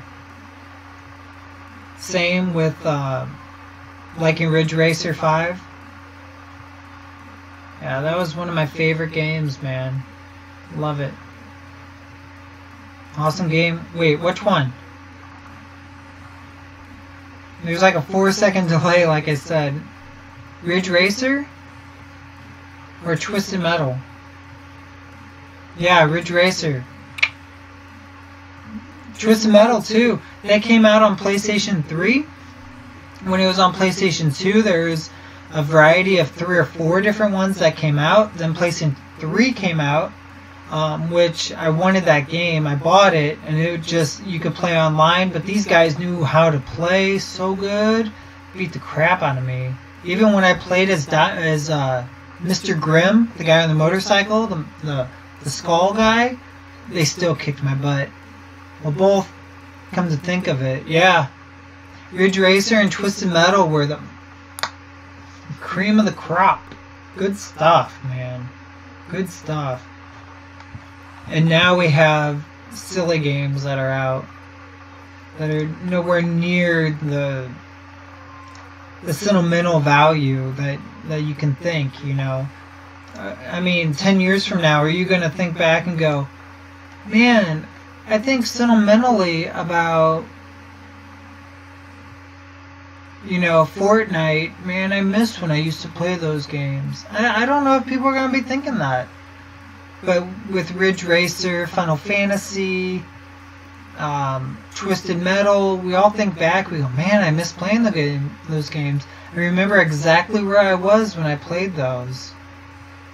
The bee's knees, like my brother says, yeah. Some people say, what is that, beans? Cool beans? Mr. J. Greenbaum says cool beans sometimes. But yeah, I really do like doing these live YouTube videos. These are nice. Especially with not a bunch of people, because I can see why Mike gets all flustered because there's a lot going on and to talk about, but he's also playing a game and trying to talk with people. And he always says at the end of his live streams he really likes just talking. And I'm like, why doesn't he just do a video of just talking? He doesn't always have to play a game. I mean, I get that's his game channel, but maybe do a like a 2-hour just talk with your fans, seeing what's up, you know, seeing how everybody's doing. It's quite difficult to talk as I have for over 2 hours straight. I haven't used a game to distract you guys. It's just been me talking. Talking about whatever you guys say, which is why it's nice to have at least 1 or 2 people. It's nice to have 3, but it's nice to have 1 or 2 people in my chat. I mean, I can talk to myself with people just watching me, but it's not going to be as fun. This is an interactive thing. I want people to, the people that are shy, I want them to come out of their shell with being on my channel, with being on my lives. If you're shy, it's okay. Come on out. We'll all talk. We're not going to judge you. We don't do that here. And that's the people. I cannot. The freaking chair sits in these plastic. I have a plastic mat underneath my chair, and it sinks in. And it's a rolly chair, so when I move out of the holes, I kind of sink back where I just was. So, stupid chair. I'm gonna blame it on the chair anyways. But anyways, dude, it's hard to just talk for 2 hours. Last night it was 3.5, but kind of had some drinks in me. That kind of helped. And I played a game. I played Brawlhalla for one game, but I kind of felt weird doing it because I was too concentrated on the game than talking to the people. Because I think that's why people go to some streams, is to either listen to the people that are on the stream, even if there's not a lot of people chit-chatting in the comments section, which is fine. Either to just listen to the person or to watch what they're doing. I mean, they don't always have to engage with you, which is fine. But yeah, I mean, I see some people jump in on my live tonight. It makes it up to 3 people watching, and then it drops back down to 2. I truly appreciate Nick being here and Candy Talks. That's very, very nice that you guys are hanging out with me on this lovely Saturday night. Which the meteorologist is saying that we're going to get a lot of snow tonight. Like 3 in the morning, 4 in the morning, and probably going to snow us in, and then watch, it's going to be nothing. I don't know. At least I have a lot of stuff to list and get some work done. I am wondering what either one of you think if I did a live working stream. That means I would get my my little cheap web camera out, because I'm using the one that's on my computer, which is 720p. I think this is probably like a 540 piece of crap. But I would get my this guy out and mount it, close my laptop, and then I'll show you my whole setup and actually list items on eBay while answering anybody's questions. And if you would want to do that, let me know, whoever's still here. I mean, either put that in the comments below or let me know right now if you would want to do something like that, to just hang out if you're interested in what I'm doing. Yeah, you think that would be fun? I mean, I'm not going to be distracted when I do it, because shoot, when I'm working at home, I'm rocking out to Avril Lavigne. I know. I'm not ashamed to say it. I love that girl, man. I love that Avril Lavigne. All the crap she's been through. Fighting that Lyme disease. Strong woman right there. And Canadian. Oh. Anyways, yeah, somebody just popped in. I think, Nick, you're back. But would you want to do something like that? Would you want to... we could still chit-chat, but I would be working. I would use my phone and take pictures, and you could see me list different products, and you can see me cleaning products and how I do my work, because some people are curious on what the heck is reselling. You can make money on eBay, but I got a yes from Candy. I don't know if you would want to do that or not, just to hang out, chit-chat. I mean, I can always try it. There's no use in trying it. If nobody comes and hangs out, then at least it's just me working and getting some work done instead of just sitting here. But I mean, I think that would be kind of cool, because in that energy of me getting stuff done, I cannot play music and sing to it and whatnot and dance because of copyright. Which, if you're hearing music right now, it is YouTube 59 copyrighted music. Intro, background, outro, montage music. So it is non-copyrighted. So that means I can use it in my videos. Because you can even download it, I see.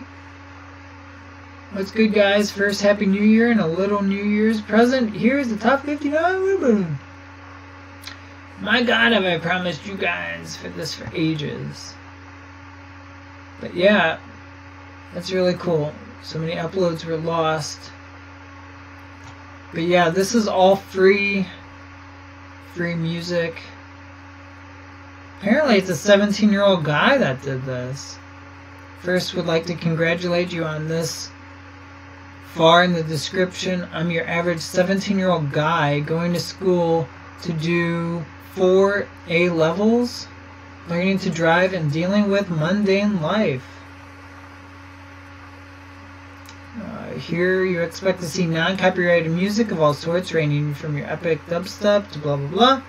Many of aspiring YouTubers, no matter what, whether they are in the comments or via private message. So yeah, non-copyright music, I think, means I can use their stuff, right? I'm pretty sure. And if I can't, then all my live streams are going to be copyrighted. I guess I could always download the music that YouTube has on here and play that. Then if they give me a copyright, I'd be like, dude, that's the music you guys present to me, so what the heck? I don't understand that.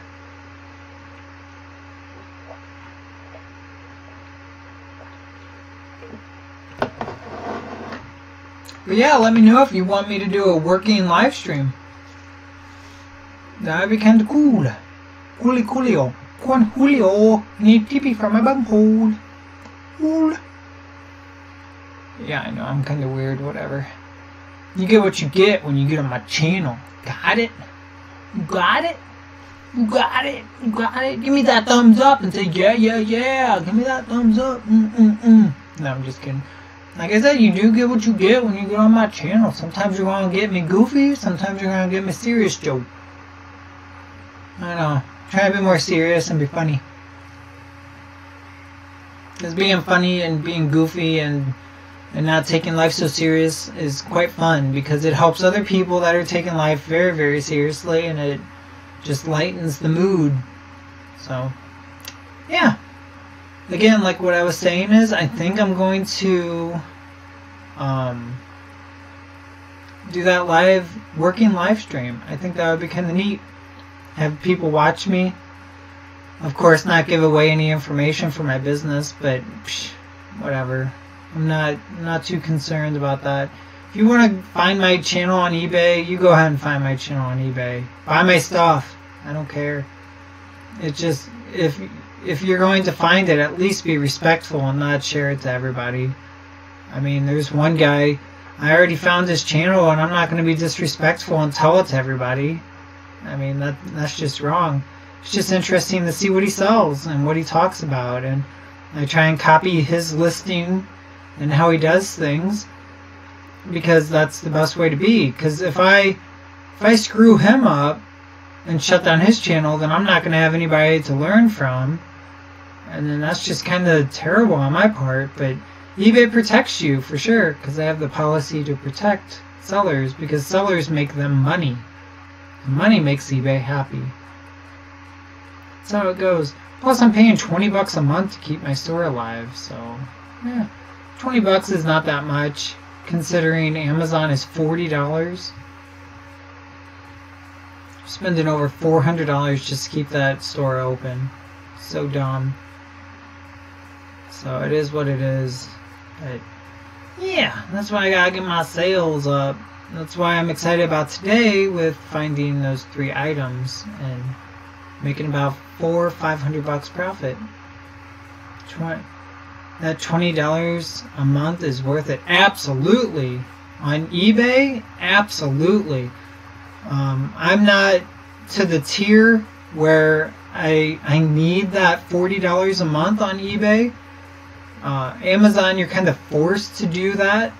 $40 a month flat rate, which is whatever, because I ship in products into Amazon and I have items listed on Amazon.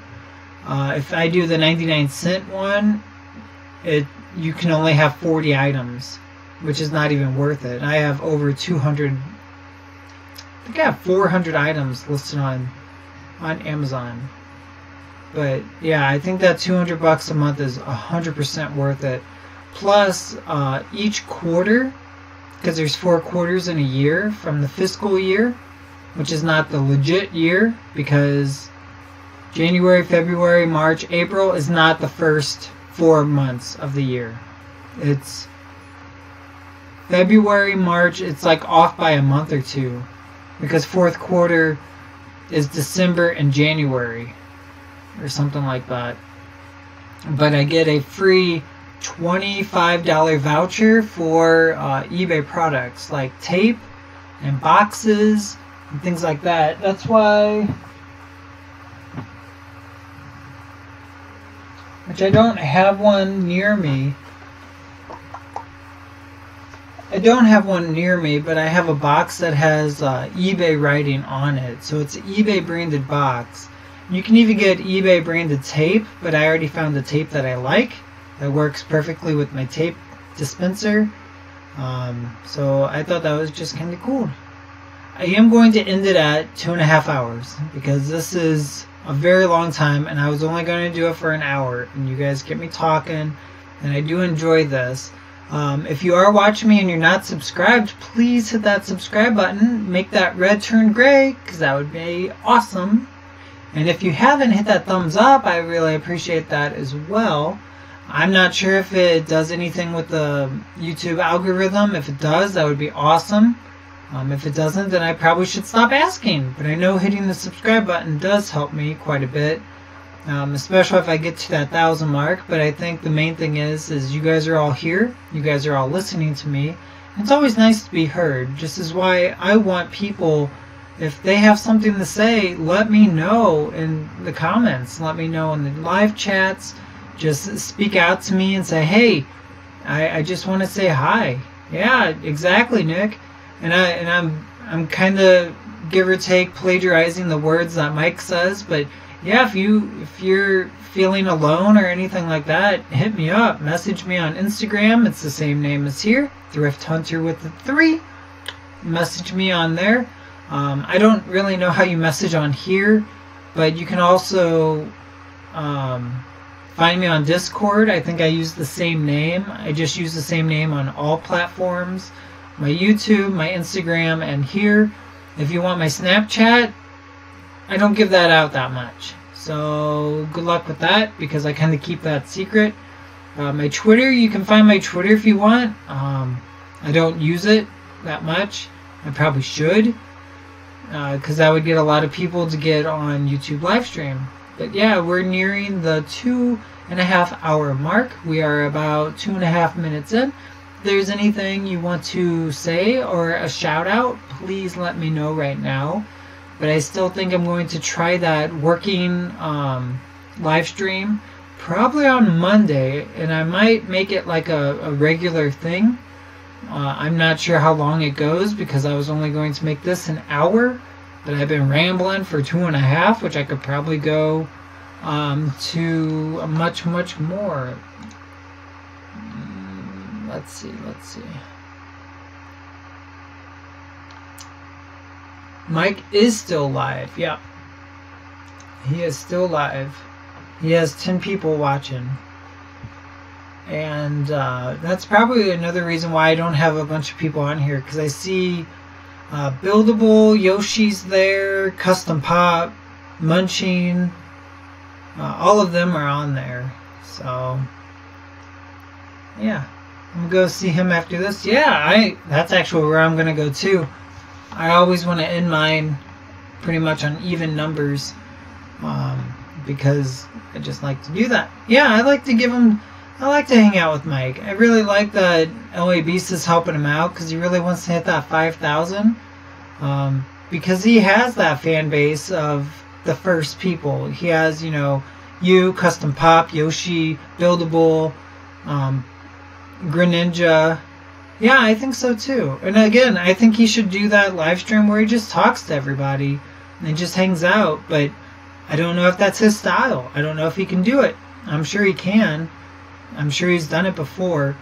But for sure, I think that would be kind of cool. I just play him in the background when I'm working, That one, and or take some time off. Yes, I agree. He streams 5 hours straight, man. I did 3.5, and I'm just like, I gotta go to the bathroom, please. Give me 5 minutes. I've never seen him take a break. So I'm gonna end this right here. Thank you so much for watching all my videos. All the views really do mean a lot. I appreciate every single one of you that do chime in because you are all my YouTube friends. And I will all see you into the next one. So you all have a fantastic night. Bye.